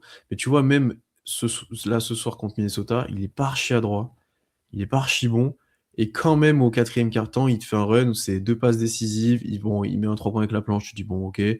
Il arrive quand même à mettre 2-3 paniers importants, enfin, il y a une base solide, hein, franchement, hein. Ouais, il y a un drive finition main gauche là qui est important à un moment donné et ouais, tu vois, il est à 4 sur 13, mais rien que le danger qu'il apporte balle en main, sur ses lectures, sur sa capacité à Ah ouais. drive, même, il y a des moments où il prenait des pull-ups à 3, ils sont pas rentrés par exemple, mais tu sens que quand il les prend, les défenseurs montent direct et que c'est une menace pour eux. Enfin, vraiment ça t'apporte ne serait-ce que sa présence là aussi, tu vois, je parlais de la présence d'Isaiah Joe pour le spacing ou rien que le fait qu'il soit sur le terrain, les défenseurs ils se disent: «Faut pas le laisser shooter». Bah, AJ Mitchell, il faut pas le laisser, faire ce qu'il veut en attaque quoi, c'est trop dangereux. Donc moi j'avoue qu'en playoff, alors oui, il faut attendre de voir parce que pour l'instant, il a joué des bouts de minutes l'an dernier et c'était pas dans le même rôle du tout. Donc on peut jamais, confirmer le niveau d'un joueur en playoff tant qu'on ne l'a pas vu. Mmh mh. Mais j'avoue que son profil et son style de jeu, je trouve que ça match quand même vachement bien avec ce que tu as besoin en playoff, quoi. Donc Ah mais surtout que carrément. défensivement, il est loin d'être mauvais, hein, pas du tout d'ailleurs, il est même vraiment bon Il est bon! défensivement donc C'est franchement, pas élite, mais il est bon, ouais. honnêtement, hein. Oui, il tient Tu peux le mettre totalement. sur, tu vas pas le mettre sur le meilleur joueur adverse, mais sur n'importe quel, joueur ou mini porteur de balle ou ce que tu veux, ça tient, hein, sur n'importe quel guard, hein. Ouais, puis Franchement, il est hein. assez, il est pas si petit que ça, il est capable de Non, switcher il sur est des ailiers ou des costaud, trucs il comme est ouais, ça ouais. et il peut tenir donc franchement, ouais, c'est ouais, il est super AJ Mitchell de toute façon. Mais ouais, bah, pour en revenir à Shai, du coup, c'était ça le thème de Parlons du base. Big Boss quand même, on est un peu obligé en cette semaine historique. Bon, il a pas fait son meilleur match ce soir, mais malgré déjà, il a sauvé la série de 20 points, c'est le plus important. C'est là, on parle de play-off, de Non, titre, machin, mais le plus il peut important, c'est l'arrêter la série. maintenant. Non, il peut l'arrêter maintenant, c'est bon. Non, faut qu'elle soit intouchable. Tu vois, Westbrook sur ses triples doubles, il a pas été assez haut. Nikola Jokic, il va le dépasser un peu trop vite, tu Ouais. vois? Ouais, mais là, franchement, ils ont sorti une stat, c'était quoi, ABC ce soir, où ils prenaient les 10 joueurs derrière lui avec les séries de 20 points, ils arrivaient à son total, quoi. Enfin, tu vois? Elle Non, va être difficilement c'est un délire. touchable, hein, franchement, hein. Vraiment, j'adore la phrase «My whole life is consistent» qu'il avait sorti c'était quoi? Il y a Ah deux ouais, trois ans, un truc comme ça ça lui qui va avait été, tellement bien. ah, bah, elle est ressortie maintenant pour se dire: «Bah, ouais, en fait, il avait pas tort finalement». Mais ouais, non, mais pareil, je digresse totalement, mais j'ai bien aimé la sortie de Jalen Williams. Je sais plus si c'était je crois que c'était en sortie de match contre Denver Ouais, justement, où il a fait un il dit top qu'il lui match. a sauvé, il lui a sauvé les fesses un peu. Beh, ouais et surtout il dit: «Bah, en fait, moi je viens de faire un match à 20 points, sortie de match, j'avais l'impression de m'être pris un camion dans la gueule. En fait, je suis complètement cramé». Le mec, il fait ça tout le temps. C'est n'importe quoi. J'ai bien aimé la formulation, mais ouais, effectivement, faut pas minimiser ce qu'il fait parce qu'il y a des fois où effectivement, il force un peu pour essayer de mettre ses 20 points. Je me rappelle d'un match contre Toronto Bah, ou même ce même ce match-là, soir, hein. Mais le N1 sur Edwards, s'il a déjà 23 points, peut-être je qu'il fait la je passe, tu vois, à un moment je donné, pensais qu'il mais allait prendre un step back à 3 points. ah non, Franchement, mi-distance N1, ça, tu vois, c'est c'est son encore truc, pire. mais ouais, non, voilà, il force un peu le truc, mais forcément, comme Bam Adebayo avec ses 83 points, quand tu as l'occasion de faire des records, c'est toujours fun, tu vois, donc évidemment, faut y aller. Mais au-delà de ça, oh, l'impact qu'il a, Non, mais c'est incroyable. Le match contre le Denver, match oh là contre là. Denver, non mais sérieux. Alors, on en a vu des perfs de chez, notamment que ce soit en saison régulière ou en playoff. L'année dernière, il y a eu des séries à plus de 40, il y a eu des matchs à 50 et cetera. Mmh. Là, c'est franchement, le niveau est très, très, très, très haut, hein. Parce qu'il y a 0 perte de balle, il y a la défense, il y a le clutch, le double clutch même, j'ai envie de Ouais, dire, bah, parce ouais, c'est qu'il ça. sauve Jalen Williams. Enfin, c'est une masterclass, hein. Alors que Denver, alors, il y a pas de mec vraiment à mettre sur lui. Vraiment, lui, tu défends sur lui tout seul et cetera. Pour le coup, le Minnesota en a plus à mettre comme ça. Edwards a fait notamment un très bon chantier sur Shai. Bah, Mais, ils ont envoyé tout le monde. Ils ont Brown et ils auraient Watson quand il sera dispo, parce que là, il est Ouais. encore blessé. Mais ouais, mais sinon, c'est vrai qu'ils ont pas Mais de gros c'était une défense défenseurs, à 5. mmh. Enfin, les situations où des fois il marque, tu vois les 5 joueurs face à lui comme ça. Tu fais: «Mais qu'est-ce que c'est que ça?» Non, franchement, c'est du très, très, très, très haut niveau et c'est aussi pour ça et je vois pas comment ça peut en être autrement que tout le monde a dit: «Bon, il a verrouillé le second MVP sur ce match-là», mais sur l'impact visuel et l'impact du match et cetera, alors que Jokic est exceptionnel, hein. J'enlève Ah, en il fait rien un à match Jokic et cetera. il est encore en 32 points, 13 ou 14 passes C'est un avec des délire. rebonds, c'est un sacré match, hein C'est et un il est délire. clutch, Jokic Non, aussi, hein. oui, oui. Non, non, c'est un délire. Mais ouais, le message est fort. Le message envoyé est très fort. Tu vois, même au-delà du MVP, il y a eu plein de débats, c'est le meilleur joueur du monde et cetera, enfin, voilà, le message était assez fou. Puis, au-delà de ça, avant contre les Warriors, il en plante un. Contre les Celtics, il en plante aussi un clutch avant le Chet. Enfin, vraiment, il y a chantier, quoi. D'ailleurs, je pense qu'il va être, clutch player of the year. en plus, pour Ouais, la j'ai vu, il cerise y a sur le les gâteau. cotes, parce que c'est Edwards, je crois qui était favori à la base, de ce que j'ai vu Ouais. passer. Bon après c'est pas le trophée qui m'intéresse le plus, je t'avoue, Non, mais oui, mais c'est vrai qu'avec les performances qu'il est en train de faire, et puis même, enfin, alors on l'avait vu dans les playoffs de l'an dernier, les progrès à la passe. oui, Là, il récemment, devient c'est ça inarrêtable qui est le parce qu'à plus la passe, c'est un monstre, quoi, maintenant. Il est fort, quoi. alors il y a 2 choses, j'ai envie de rebondir sur ce que tu as dit. Déjà, cette année, il peut avoir Clutch Player of the Year parce qu'on a joué des matchs dans le clutch. L'année dernière, c'était Oui, impossible. c'est Ce vrai. qui est peut-être plus inquiétant que prévu. Du coup, faut quand même se poser la question.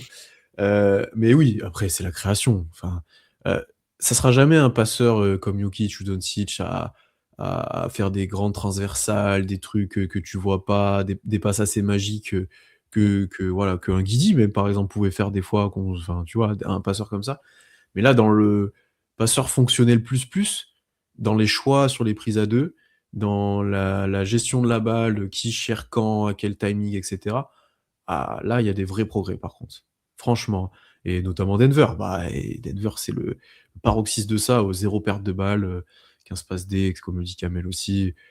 Enfin, ouais, vraiment, tu sens que là, il a atteint son prime en fait, concrètement, il faut le dire, les choses, hein, son prime, hein.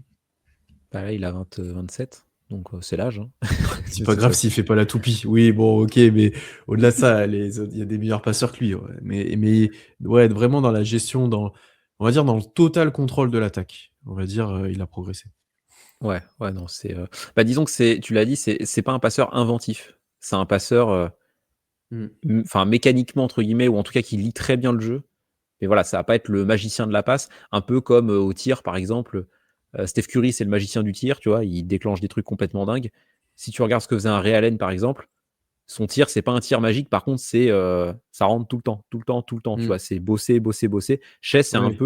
c'est un peu l'équivalent de Ray Allen à la passe. Alors, toute proportion gardée, parce que Ray Allen au tir, c'était quand même un délire. Mais ouais, c'est un passeur ultra fonctionnel. Et voilà, bah, Kamel le précise, mais 15 passes, aucune turnover surtout. C'est que c'est bien gentil de faire du Trop. 35-15. Luka Doncic, il fait ça un match sur deux, mais il y a 8 turnovers, tu vois? Shai, sur ce match-là, c'est carré, parfait, quoi. Puis on l'avait vu de toute façon sur le Game 7 l'an dernier, en finale NBA, hein. C'est un match où il rentre pas forcément tous ses tirs, même s'il a été quand même très bon. Par contre, au passing, c'était quoi? C'était 12 passes et il avait fait une perte de balle, je crois, ou je Mmh, sais mmh, plus. mmh. Enfin, c'était ultra carré et il te faisait fonctionner l'attaque comme ça. Donc, ouais, il Bah, évolue de à de un de niveau. toute façon, Shai et notamment Kessie perdent jamais la balle. Là, contre Mmh, Minnesota, c'est encore un délire. on Au perd moment, 7, il y a, ouais. je crois, ouais, non, mais au moment, tu es à 2, ils sont à 15. Bon. Mais là, quand tu ajoutes en plus de la maîtrise. Et puis, en vrai, ne pas perdre la balle sur les trappes et l'attention qu'il a de la défense, c'est pas si simple que ça, Ah, hein, c'est fort, hein. honnêtement, hein, parce qu'ils l'attendent, hein. Mais pour moi, ça soulève encore plus le fait que tu dois l'entourer de joueurs capables. Enfin, parce que ici, il y a en NBA, le nombre de passes décisives que tu aurais pu réaliser, tu sais, c'est comme les expected goals Ah, au foot. le expected, je crois qu'il y a, Assist, hein. Je crois qu'il y a une il y stat a qui en existait. Il NBA, mais faudrait la je sais pas retrouver, si on mais peut ouais. l'avoir cette stat, mais en fait, il y a des matchs où tu fais: «Waouh, c'est abusé, quoi». Il est trappé tout le temps, ils mettent pas un tir, et puis là, en fait, bah, ça s'est vu, c'était flagrant contre Minnesota, le début de match où quand tu mets avec les défenseurs ou autres, ils s'enfoncent dans la défense, ils le trappent souvent sous le cercle, tu sais, plus près, un peu plus loin dans le terrain, et en Ouais. fait, ils se retrouvent coincés, tu ressors la balle sur Lou Dort qui brique. Tu fais: «Bon», bah, à la fin, quand tu ressors la balle et que c'est Joe qui est tout seul à 3 points, ah bah, c'est pas pareil. Bizarrement, ça fonctionne un peu mieux. Donc mettez-lui des joueurs compétents. En fait, on se rend pas compte que offensivement, alors OKC a un énorme roster et cetera, mais il y a des fois où Shai, il y a pas des joueurs archi compétents à côté de lui, hein. Franchement, hein. Je enfin, là enfin, bon là, il y avait Chet et Mitchell, mais des fois, il a des 5 où tu fais: «Oh là là, Bah, là, ce qu'on a vu en première mi-temps, tu avais un 5 où il y avait Dort, Caruso, Kayson et c'était peut-être Chet le 5 par contre. Mais enfin, tu ouais, vois, là-dedans, il y a le meilleur shooter, c'est Chet, quoi. Donc bon, faut le porter c'est cool, mais offensivement le truc, quoi, ah ouais. hein. Non, Donc mais non, c'est enfin, on peut être que dithyrambique sur Shai, sur sa série, sur son potentiel second MVP. On verra si ça comment se finit la saison. Mais ouais, qu'il soit c'est éligible déjà. Joue tes oui, 65 c'est ce que matchs. j'allais dire. Ouais, Après, on verra. Mais après, s'il les joue, disons que il les jouera. le seul Je te le concurrent, dis. c'est Jokic, parce que je sais qu'il y a une petite hype Victor qui est en train de monter, mais Victor, c'est Heu, très bien à la troisième place. C'est un super mais ça, troisième c'est pour le pas MVP, mais en fait, ce qui est drôle, c'est que toute l'année, tu as Shai en candidat MVP, ouais. 1er ou 2e, Et après, tout le temps au cours de l'année, c'est non, mais il y a Jokic. Ah ouais, mais non, en fait, il y a Wemby. Ah, mais non, il y a Cade. Ah, mais non, il y a Jalen Brown, aka le Chouineur, qu'on va l'appeler d'ailleurs, parce que Ah ouais, non, il est insupportable c'est ce mec. abusé. Mais tu vois, en fait, c'est tout le temps Shea. Tu vois, en fait, Shea n'a pas bougé depuis le début. Il est premier ou deuxième, et tout le temps les autres changent. Alors Jokic est tout le temps deuxième aussi normalement. Ouais. Mais c'est juste que, ouais, là, il y a une petite tape Victor en mode, bah, il est là, les Spurs c'est trop fort, ce qui est vrai, ce qui est totalement vrai. Mais c'est pas Shea. Je suis désolé. Là, le dossier est très très très solide encore une fois. C'est pas Jokic non plus d'ailleurs, hein, parce que là, le scandale il y a le dernier classement NBA Ladder que j'ai vu où Victor est deuxième devant Jokic. Ah non, hein. Désolé, ok, il est fort, Victor. Les Bah, Spurs gagnent plus que Denver, mais il aurait dit quoi, la Jokic, les matchs qu'il fait quand tu même. peux trouver, tu peux trouver le débat où ils vont te dire Jokic, défensivement, il y a un monde, et les Spurs sont Ouais, vraiment forts, tu sais, au bilan. T'as le bilan. ouais, ouais, quand même, à un Mais moment donné, oui, le non, MVP, c'est mais le niveau des joueurs aussi, tu vois. Enfin, à un moment donné, Nikola Jokic et Shea, ils sont dans leur stratosphère, là, ils se baladent tout seuls, et après, il y a le reste, quoi. Enfin, et comme dit, Victor, moi, troisième, je serais totalement pour, parce qu'il n'est pas moins fort que Cade, il c'est n'est pas moins mérité. fort que Jalen Brown, il n'est pas moins fort que les autres, tu vois. Donc, ou que même que Luka Doncic, hein, parce que Luka Doncic, c'est pas, il fait beaucoup de stats, mais est-ce qu'il est vraiment devant Victor à voir. Mais oui, là, pour moi, ça se joue entre Shea et Jokic, et le truc, c'est que Denver fait un peu comme l'an dernier. Là, ils sont dans la période où ils s'écroulent un peu au niveau bilan. Donc, pour le dossier Jokic, c'est un peu compliqué, sachant que Mm. ni Shea ni Jokic ne vont jouer 80 matchs, quoi, tu vois. Si Shea il finit à 66 matchs et Jokic à 80, tu peux te dire, ouais, s'il y a un écart de bilan, mais Jokic il a plus joué, on peut mettre Jokic. Tu vois. Là, non, ils auront grosso modo le même nombre de matchs, quoi, à peu près. Donc ouais, non, je pense que c'est quand même bien parti pour Shea, si tant est qu'il soit éligible et qu'il joue bien les 65 matchs. Mais là, de toute façon, en plus, il y a les affrontements directs. On sait que ça peut un peu jouer sur les votants. Ok, ici, il fait 3-0 contre Denver. Là, le dernier match que tu as joué contre Denver, Shea, il a été le meilleur joueur du match très clairement, malgré le très Mm. gros match de Jokic. Shea était stratosphérique. Donc, ouais, j'ai du mal à voir le MVP, le MVP, donc le double MVP, lui échapper pour le coup. C'est ouf quand même de dire. C'est fort. Et du coup, ça légitime le débat sur le meilleur joueur du monde parce que ça fait quoi, Mm. 5-6 ans que Jokic, c'est de manière quasi unanime le meilleur joueur du monde et à juste titre, hein, il était au-dessus du lot. Même quand Embiid a été le MVP, imaginons, Mm. bah, Tout le monde savait que même c'était cette Jokic. année-là, globalement, tu te disais, bon, bah, c'est Jokic le meilleur joueur. Oui, sur la régulière, on a mis Embiid MVP, mais voilà, c'est globalement Jokic. Pour moi, Shea, là, c'est le premier joueur qui est en train de challenger vraiment Jokic à ce niveau-là et qu'on se dise, tu vois, si en fin de saison, Shea, il est MVP, ok, s'il regagne le titre, il est encore MVP des finales, bah, ça fait 2 ans de suite qu'il règne sur la ligue quand même, là. Et à un moment donné, c'est compliqué de Ah, contester le fait que Shea serait le ah, meilleur joueur du monde, quoi. j'avais envie de te dire déjà, juste si OKC passe Denver ou va plus loin que Denver en playoff, déjà, t'as un Ouais, premier argument. Mais alors, si tu fais back-to-back champion, ouais, avec un top Shea euh, comme l'an dernier, ouais. c'est Oui, compliqué non, de. franchement, Voilà. ouais.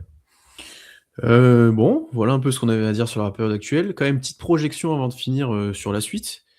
Peut-être juste pour revenir sur les blessures, donc on a parlé d'Hartenstein qui est quand même vraiment encore j'ai l'impression en dilettante avec son pied. D'ailleurs, j'avais l'impression contre Minnesota, à un moment, il était plus sur le banc, mais il est revenu après. Mais tu sens qu'on est dans la gestion et que c'est une blessure qui traîne depuis longtemps, ce qui me fait un peu peur pour les playoffs, je vais être honnête. Et après, il y a J-Dub. J-Dub, on a très peu de nouvelles, il devait être réévalué en même temps il y a quelques temps. Pas de nouvelles. Deno a dit qu'il progressait. Voilà, super. Merci Marc pour Merci, cette Marc. information. L'inverse aurait été problématique. Non, mais enfin, J-Dub, je sais pas comment me positionner, mais il va falloir qu'il ait des matchs. Bon, après, j'ai envie de dire, vu le niveau d'OKC, ça dépend qui tu joues. Mais peut-être que tu auras un premier tour de playoff échauffement, un peu comme les 2 dernières années, j'ai envie de dire. J'espère en soi que ça se passera comme ça. Ça veut dire qu'on sera bon et que tu auras un adversaire plutôt abordable. Mais ça serait quand même bien qu'ils reviennent et qu'ils jouent ouais, une dizaine de matchs, quoi. Parce que là, tu approches très rapidement de la fin de saison. Hein. Tu es au match 68, je crois. 69, c'était ce soir. Donc 68. 68, il t'en reste moins de 15. Donc déjà, ça fait pas des masses, même si c'est un joueur que tu connais, il change quand même beaucoup de choses dans ta rotation. On l'avait vu la première fois qu'il était revenu. Euh, c'est inquiétant. Et j'ai quand même envie de dire, on le redit, J-Dub est important pour ton parcours en playoff. Ton plafond est là que si tu as J-Dub, honnêtement. Alors même si tu as plein d'alternatives, c'est notre équipe. Et tu auras potentiellement besoin de lui sur certains match-ups, encore une fois. Ouais. Oui, non, mais il est fondamental de toute façon, mais je reviens juste sur ce qu'a mis Kamel dans le chat, parce que ça me fait rire le fait de surnommer Shai Monsieur Propre. Je suis en train d'imaginer Shai chauve et du coup, je me dis: «Pourquoi pas?» Horrible, Ça peut la ça perte peut d'aura, ah, terrible. Il aura peut-être pas le MVP s'il a alors plus de cheveux, effectivement. alors que Shea et franchement, Shea niveau aura, c'est celui qui calcule quasiment le plus, j'ai l'impression, c'est exceptionnel. Tu vois, là, il y a le post Instagram qui vient de sortir, il est en jogging, au supermarché, comme dans son interview à Netflix là, qui est sortie où il disait: «Mais je mets jamais la même tenue sauf pour aller au supermarché», et qui dit: «Mais en fait, j'y vais pas», donc c'est, tu vois, tout est Il flex, hein. clean, tu vois? Il flex un peu, Franchement, je hein, trouve quand même, mais c'est il a le et post, puis où il se prend de l'eau dans la gueule, où il est, stoïque et il met history comme ça avec le non 127 dedans mais là. et puis c'est pareil, enfin il dit: «Ouais, je savais pas que c'était les 20 points, je savais pas, c'est Oui. important mais pas non plus trop». Alors qu'après il fait une soirée où tu as le truc 127, enfin oui, je sais, tu as le droit de dire que ouais, tu as le droit de faire le show un peu, Oui, mais voilà, bon, c'est assume à un l'aura moment donné. farming, c'est le truc, voilà. Ouais, mais ouais, mais c'est bon, il a raison de toute façon, hein. Mais oui, pour en revenir à J-Dub, bah, il reste, 14 matchs, donc après il peut très bien être de retour dès le prochain match parce qu'OKC c'est un peu les spécialistes pour ça, quoi. Tu as jamais de Ouais, nouvelles et d'un coup, tu vois, AJ Mitchell récemment, tiens, AJ Mitchell, ouais, il est là. Ça fait 20 matchs ouais, qu'il a puis pas puis joué, là bah, il est là. honnêtement, en plus, tu as eu des matchs, très, espacés cette semaine. Tu as eu Ouais. pas mal de repos parce qu'OKC a beaucoup joué sur la première partie de saison, et tu avais des matchs d'avance, en fait. Tu avais plus de matchs joués que les Spurs ou autres, et du coup, là, tu as eu une semaine où tu avais, 2-3 jours de repos entre les matchs. C'est agréable. Déjà Ah pour bah, nous, ça c'est fait du bien. agréable, Mmh. on est tranquille pour regarder, mais pour, reposer les joueurs, c'est plus agréable. Tu sais que tu as pas de soucis de petits bobos, de: «On va le reposer», quoi. Donc pour J-Dub aussi, c'est vrai que ça pourrait arriver rapidement, hein. On verra, mais après, en plus, tu as des matchs un peu plus abordables, on va dire, sur Ouais. les prochains. Donc potentiellement, si tu fais reprendre J-Dub contre les Nets, par exemple, tu vois, il va reprendre tranquillou, quoi. Mais là où si tu l'avais fait reprendre, je sais pas, tu le refais reprendre Denver, Boston, Minnesota, tu lui mets l'enchaînement dans la tronche dès son retour, c'est sportif, quoi. C'est pour reprendre Ouais. du rythme, c'est pas évident. Mais ouais, bah, on espère évidemment un retour parce que, va falloir qu'il joue parce qu'il a joué, 26 matchs, je crois, j'avais vu, 26 matchs cette année. Ouais, 26. C'est pas beaucoup. Il a moins joué que Chet, l'an dernier, quoi. Parce que tu vois, l'an dernier, Chet, quand il revient de blessure, il revient post All-Star break et il a le temps d'enchaîner une vingtaine de matchs à peu près avant les playoffs. J-Dub, il aura pas ce luxe-là Non. et de toute façon, déjà de base, il avait besoin de rythme par rapport à son poignet, quoi, pour voir, pour Ouais. essayer de reprendre Bah, une mécanique, pour essayer de retrouver du rythme et cetera. Ça, il peut le bosser à l'entraînement parce qu'apparemment le c'est poignet, ce que ça va j'allais te mieux, dire. Le positif, mais c'est ce qu'il disait avant qu'il se reblesse, c'est que son poignet va mieux. Il a jamais été ouais, aussi bien, et cetera, et là, pour le coup, il a dû plus prendre des tirs, et dans son vlog, notamment son vlog qu'il fait pendant le All-Star break là, où il retourne s'entraîner à LA, où justement il devait se mettre des grosses sessions de tir.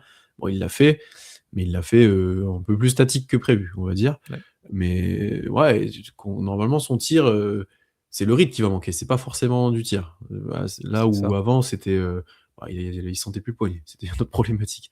Et d'ailleurs, petite mention où il dit dans ce vlog-là qu'il avait pas fait, 203 points, qui est un truc typique, je pense, de joueur NBA, en entraînement depuis avril 2025. Juste pour se rendre compte du truc, donc c'était avant les playoffs, pour vous dire à quel point ça peut être compliqué après de retrouver des sensations pour les joueurs, voilà, donc ça explique aussi certaines lacunes en début de quand il est revenu, je pense. Ouais. Bah, de toute façon, on savait que ça serait un retour de blessure compliqué, mais oui, c'est vrai que le fait de s'être claqué après, ça ça arrange pas le truc, quoi. Mais oui, il va avoir besoin de rythme et de tir, dans du rythme de match NBA, donc là, il va avoir, Ouais. allez, dans le meilleur des cas, il a une dizaine de matchs, quoi. C'est pas Bah, tu beaucoup, vois, hein. alors j'étais en train de regarder et je voulais le faire de toute façon, un petit point calendrier. Là, concrètement, OKC part en road trip à l'Est Ouais. avec des matchs plus ou moins abordables parce que tu as Orlando qui est sur une très bonne série, puis Brooklyn-Washington, bon ça c'est «cadeau» entre guillemets normalement. Tu finis par Philly et Boston, donc là un chouïa plus solide, notamment Boston, et après tu reviens à domicile pour un homestand Mmh. et tu prends Chicago, New York, Détroit, les Lakers. J'aimerais bien, au maximum, que J-Dub revienne, pour le homestand, donc contre les Bulls le 28 mars. Franchement, ça lui laisse 9 ou 10 matchs, ça ferait vrai, tu vois, tu l'amènes pas au road trip, il se prépare pleine balle, il revient quand tu reviens à domicile. J'aimerais que ça soit plus tôt, mais là, pour moi, il faut qu'il revienne à ce moment-là, quoi. S'il peut, hein, bien entendu, mais ça serait bien. Faut voir, ouais. Après, il est avec le groupe, tu vois, depuis quelque temps, donc Mais ça d'ailleurs fait un moment, hein. les dents J-Dub, là, la déco, On sent que Ouais, c'est on sent comme, qu'il sait pas trop il quoi avait un faire et qu'il a truc envie de jouer, quoi. il y a un moment, Il c'est se perd un Adidas, peu. il avait fait un truc aussi comme ça, ouais, il met des non, mais ça serait bien qu'il revienne, ouais, pour jouer au moins une dizaine de matchs. C'est important Ouais, pour bah, récupérer du rythme, des jambes, des sensations ah bah, c'est sûr que s'il et joue, voilà. 3-4 matchs avant les playoffs, en termes de rythme, c'est chaud, hein. Parce que franchement, faut quand même que tu aies des répétitions, parce que même si c'est un premier tour, «facile» entre guillemets, et encore faut voir ce qu'il y a, parce que si tu tapes les Clippers, bon Kawhi s'est Bah, tordu c'est la ce que c'est cheville, dans mais ma tête quand j'ai dit tu tapes ça, les je me suis Clippers dit: si «Ah ouais, vite, si tu prends les ouais, c'est pas cadeau. Ça, c'est alors pas cadeau. alors que si par contre tu joues, je sais pas, Phoenix, ils ont moins de stars par exemple, ou tu joues, je sais pas, les Warriors s'en sortent, mais ils ont, Curry, ils ont pas Butler, tu vois? C'est une équipe vieillissante et tout. Ouais, potentiellement, c'est un tour un peu plus abordable, mais tu peux te taper un premier tour piège, quoi. Je regardais Ouais, par rapport à Denver qui s'écroulait, est-ce que Denver peut être séduite? Faudra un je gros pense concours de pas, non. circonstances quand même, mais bon, normalement, ils devraient maintenir le top 6, Et ils peuvent être 7, mais hein, ouais, ils franchement, hein. peuvent, faut voir avec Phoenix, quoi. Après Ouais, Phoenix, la dynamique est correcte, mais ils sont pas en train de, tu sais, ils font pas un non, gros run avant playoff, quoi. Donc à voir, mais non. heu mais ouais, ça Hem, ça va dépendre de ton premier tour. Mais oui, J-Dub, de toute façon, on va en avoir cruellement besoin, quoi, des 2 côtés du terrain. Ne serait-ce que, bah, ce que dit Kamel dans le chat, déjà l'attaque du cercle, le dynamisme, ouais, et puis, bah, la défense. La défense de J-Dub, elle est quand même très, ouais. très bien, et on On l'avait on vu sur oublie des son fois à premier quel retour de point blessure, il est trop fort, et en défense, il bah, le 1er retour de blessure de J-Dub, c'était ce qui était choquant, quoi. C'est ouais, qu'en attaque, il manquait de rythme, il ratait pas mal de trucs, mais par contre en défense, direct, quoi. Match 1, il était viable, ouais, c'était nimp. donc ouais, on en a forcément besoin. Hem, peut-être juste un point aussi première place, parce que, c'est peut-être ça aussi un des objectifs de fin de saison, au-delà d'arriver en forme et en rythme en playoff, c'est de valider cette première place à l'Ouest, mais même dans toute la NBA. Alors pour toute la NBA, Détroit a quand même, lâché un peu de l'Est Mmh. récemment, ce qui fait plaisir parce ils talonnaient vraiment à un moment. OKC, ils étaient même devant et après là, tu es surtout, je pense, contre les Spurs, honnêtement, en duel. Tu as 3,5 matchs d'avance, mais il faut que tu sois devant eux. Si tu as le même bilan qu'eux, tu seras derrière automatiquement avec, tes défaites contre eux. Et ben, je pense qu'il va quand même falloir pas trop lâcher de matchs et notamment les matchs gagnés dans le clutch, ont fait du bien. Hem, je pense que tu peux en laisser 3-4 maximum, mais pas bien plus. Pour moi, si tu veux vraiment être sûr de, d'arriver, aux premières places en playoff, tu peux pas en perdre 20 ou grand maximum 20. Pour moi, il faut que tu en gagnes, ouais, 63 ou 64, je pense. Mmh. Les Spurs vont en perdre peut-être un ou 2, mais ils sont potentiellement capables de tout gagner et ils ont un calendrier plus abordable que celui d'OKC. Donc, tu vois, il faut quand même pas trop en laisser, je trouve. Ouais, je regarde un peu le calendrier des Spurs, mais c'est vrai que, à part les 2 contre Denver là en fin de saison et Clippers potentiellement, Après, mais c'est c'est vrai que oui, toujours ils ont un pareil. calendrier, ah si, ils ont le prochain Est-ce aussi. qu'ils feront reposer? Est-ce qu'ils feront Victor jouera par certains matchs? Après, il peut plus en louper Victor s'il veut être Ouais, parfait. Victor, et puis il a fait une déclat, Victor, il veut jouer les trophées, donc je Ouais, pense qu'ils vont le faire donc jouer. ils vont pas le reposer s'il a plus de matchs, joker. Non et puis, quand même, tu vas à Boston, tu reçois les Knicks, tu reçois les Pistons, tu joues 2 fois les Lakers, tu joues les Clippers en fin de saison. Ta fin de saison, c'est Clippers, Denver, Phoenix qui auront sûrement des trucs à jouer. Ouais. Ouais, il faut pas que tu lasses beaucoup de matchs, franchement. Ouais, ça va être chaud. Après, bon, ce qui est bien, c'est que là, cette série de 3 matchs qui était, Denver, Boston, Minnesota, de t'en sortir en 3-0, bah, C'est c'est très bien une belle passé, ouais. perf, pour le Mmh. coup.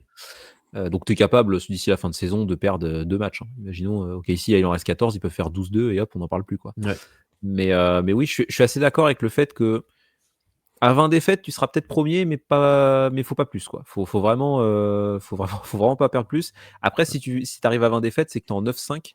Vu la dynamique d'OKC, si tu fais 9-5, c'est un peu une déception, tu vois? Donc à Oui. voir, mais autant Détroit me fait pas trop «peur» Pour entre guillemets, et pour puis moi, surtout tu même peux faire même un même si tu perds le first seed, enfin l'avantage du terrain potentiel contre Détroit en finale NBA, Détroit, c'est pas écrit qu'ils iront en finale NBA non plus, tu vois? Là où San Antonio, ça peut être vraiment, c'est la finale de conf, c'est tout à fait probable, c'est pas quoi, écrit que tu les joues non plus, hein. Ça peut mmh. arriver, mais c'est pas écrit que tu les joues non plus, San Antonio, hein, non d'ailleurs, hein. Ah oui, Donc, on verra. Mais tu as plus mmh, de chance, et oui, San Antonio, en plus, on a oui, vu que c'était une équipe qui posait des problèmes à OKC, donc pour le ouais, coup, ça peut être cool d'avoir 2. Mais quand tu regardes, effectivement le calendrier de San Antonio, donc là, ils jouent les Clippers, dans quelques jours avec, après du repos. Donc Clippers, Kawhi s'est peut-être blessé. il jouera Après pas, je tu pense, ce match-là. Kings, Phoenix, Pacers, Heat, Grizzlies, Bucks, Bulls, Warriors, les Clippers. Bah, déjà, tu en perds pas beaucoup, je pense. Ouais. Denver, Philly, Portland, Dallas, Denver. Franchement, ils peuvent tout gagner, hein. Ah, Franchement. le calendrier, la dynamique d'avant playoff des Spurs va être pas mal, je pense. Oh. Effectivement, normalement, ils vont être sur une bonne série, quoi. Ah ouais. Mais ouais, ils vont. Bon, de toute façon, c'est les seuls prétendants à l'Ouest, mais oui, ils vont en prendre beaucoup, quoi. Donc, de toute façon, après, C'est pour ça on que l'avait moi, dit, hein, le début de saison d'OKC a un 24-1, mais OKC avait un calendrier plutôt abordable aussi, tu vois. ouais. Donc, Oui, oui. c'est pas si surprenant, Mais c'est pour ça mais que oui, leur il faut petite pas en lâcher défaite trop. contre Denver là, sans Wemby, a fait du bien. Et le fait que tu gagnes aussi effectivement, comme on l'a dit, des matchs en clutch, ça fait beaucoup de bien aussi, quoi. Parce que les Spurs sont très bons en ce moment, donc ouais. Ouais. Mais on arrivera. Je tease, on arrive très vite avec, un épisode tier list des potentiels adversaires, en playoff un épisode qui avait beaucoup plu l'année dernière et ça a amené pas mal de débats. Donc on vous prévoit ça, on vous prévoit d'autres épisodes aussi d'ici les playoffs. Mais Tom, merci beaucoup pour cet épisode. On est revenu pas mal sur les joueurs, en fait, au final, pas trop collectivement. Donc, non, c'était assez intéressant. Si vous entendez un bruit, c'est mon chat qui est en train de m'attaquer, vous en faites pas. Mais merci à tous ceux qui étaient présents dans le live, qui ont participé dans le chat. Et puis merci à tous ceux qui sont arrivés jusque-là, même en replay, abonnez-vous partout, toutes les plateformes d'écoute, YouTube, du coup Twitch si vous voulez voir les prochains lives. Bien sûr que notre contenu va s'accélérer aussi à l'approche des playoffs, bien entendu. Et on aura pas mal de choses à faire, que ce soit les previews, là, les derniers épisodes avant la saison, etc. Mais voilà, on va suivre ça ensemble. OKC sera en une nouvelle année en playoff. Bon, on n'avait pas trop de doutes. Le first seed est encore potentiellement là. Il y a plein de choses à suivre sur cette fin de saison, le MVP, plein de choses. Mais on fera ça tous ensemble et puis ça va être très cool. On espère le back-to-back. On croise les doigts, on s'en rapproche petit à petit. En vrai, on attend les playoffs de vrai depuis le début de la saison. Enfin, franchement. Oui. Oui, évidemment. Ça Évidemment. fait 2-3 ans où la saison régulière, on était assez tranquille. Bon, là, il y a eu un peu de remue-ménage quand même, des hauts, des bas. Mais en vrai, on attend les playoffs depuis longtemps. Après, OKC nous régale parce qu'il y a beaucoup de blessés, donc du coup, on voit jamais les mêmes line-up. Donc au moins, quand on On a regarde les beaucoup de choses à matchs, ils dire. se ressemblent pas, quoi. Ouais, c'est vrai, c'est vrai. À l'époque, c'était parce que ça tankait, mais maintenant, c'est Oui, parce à que l'époque, voilà. Xavier Simpson, on s'en rappelle, hein, voilà. non, mais voilà, la meilleure période de l'année arrive pour nous, et celle qu'on attend le plus, donc suivez ça avec nous et puis on se retrouve très vite. Salut tout le monde. Salut!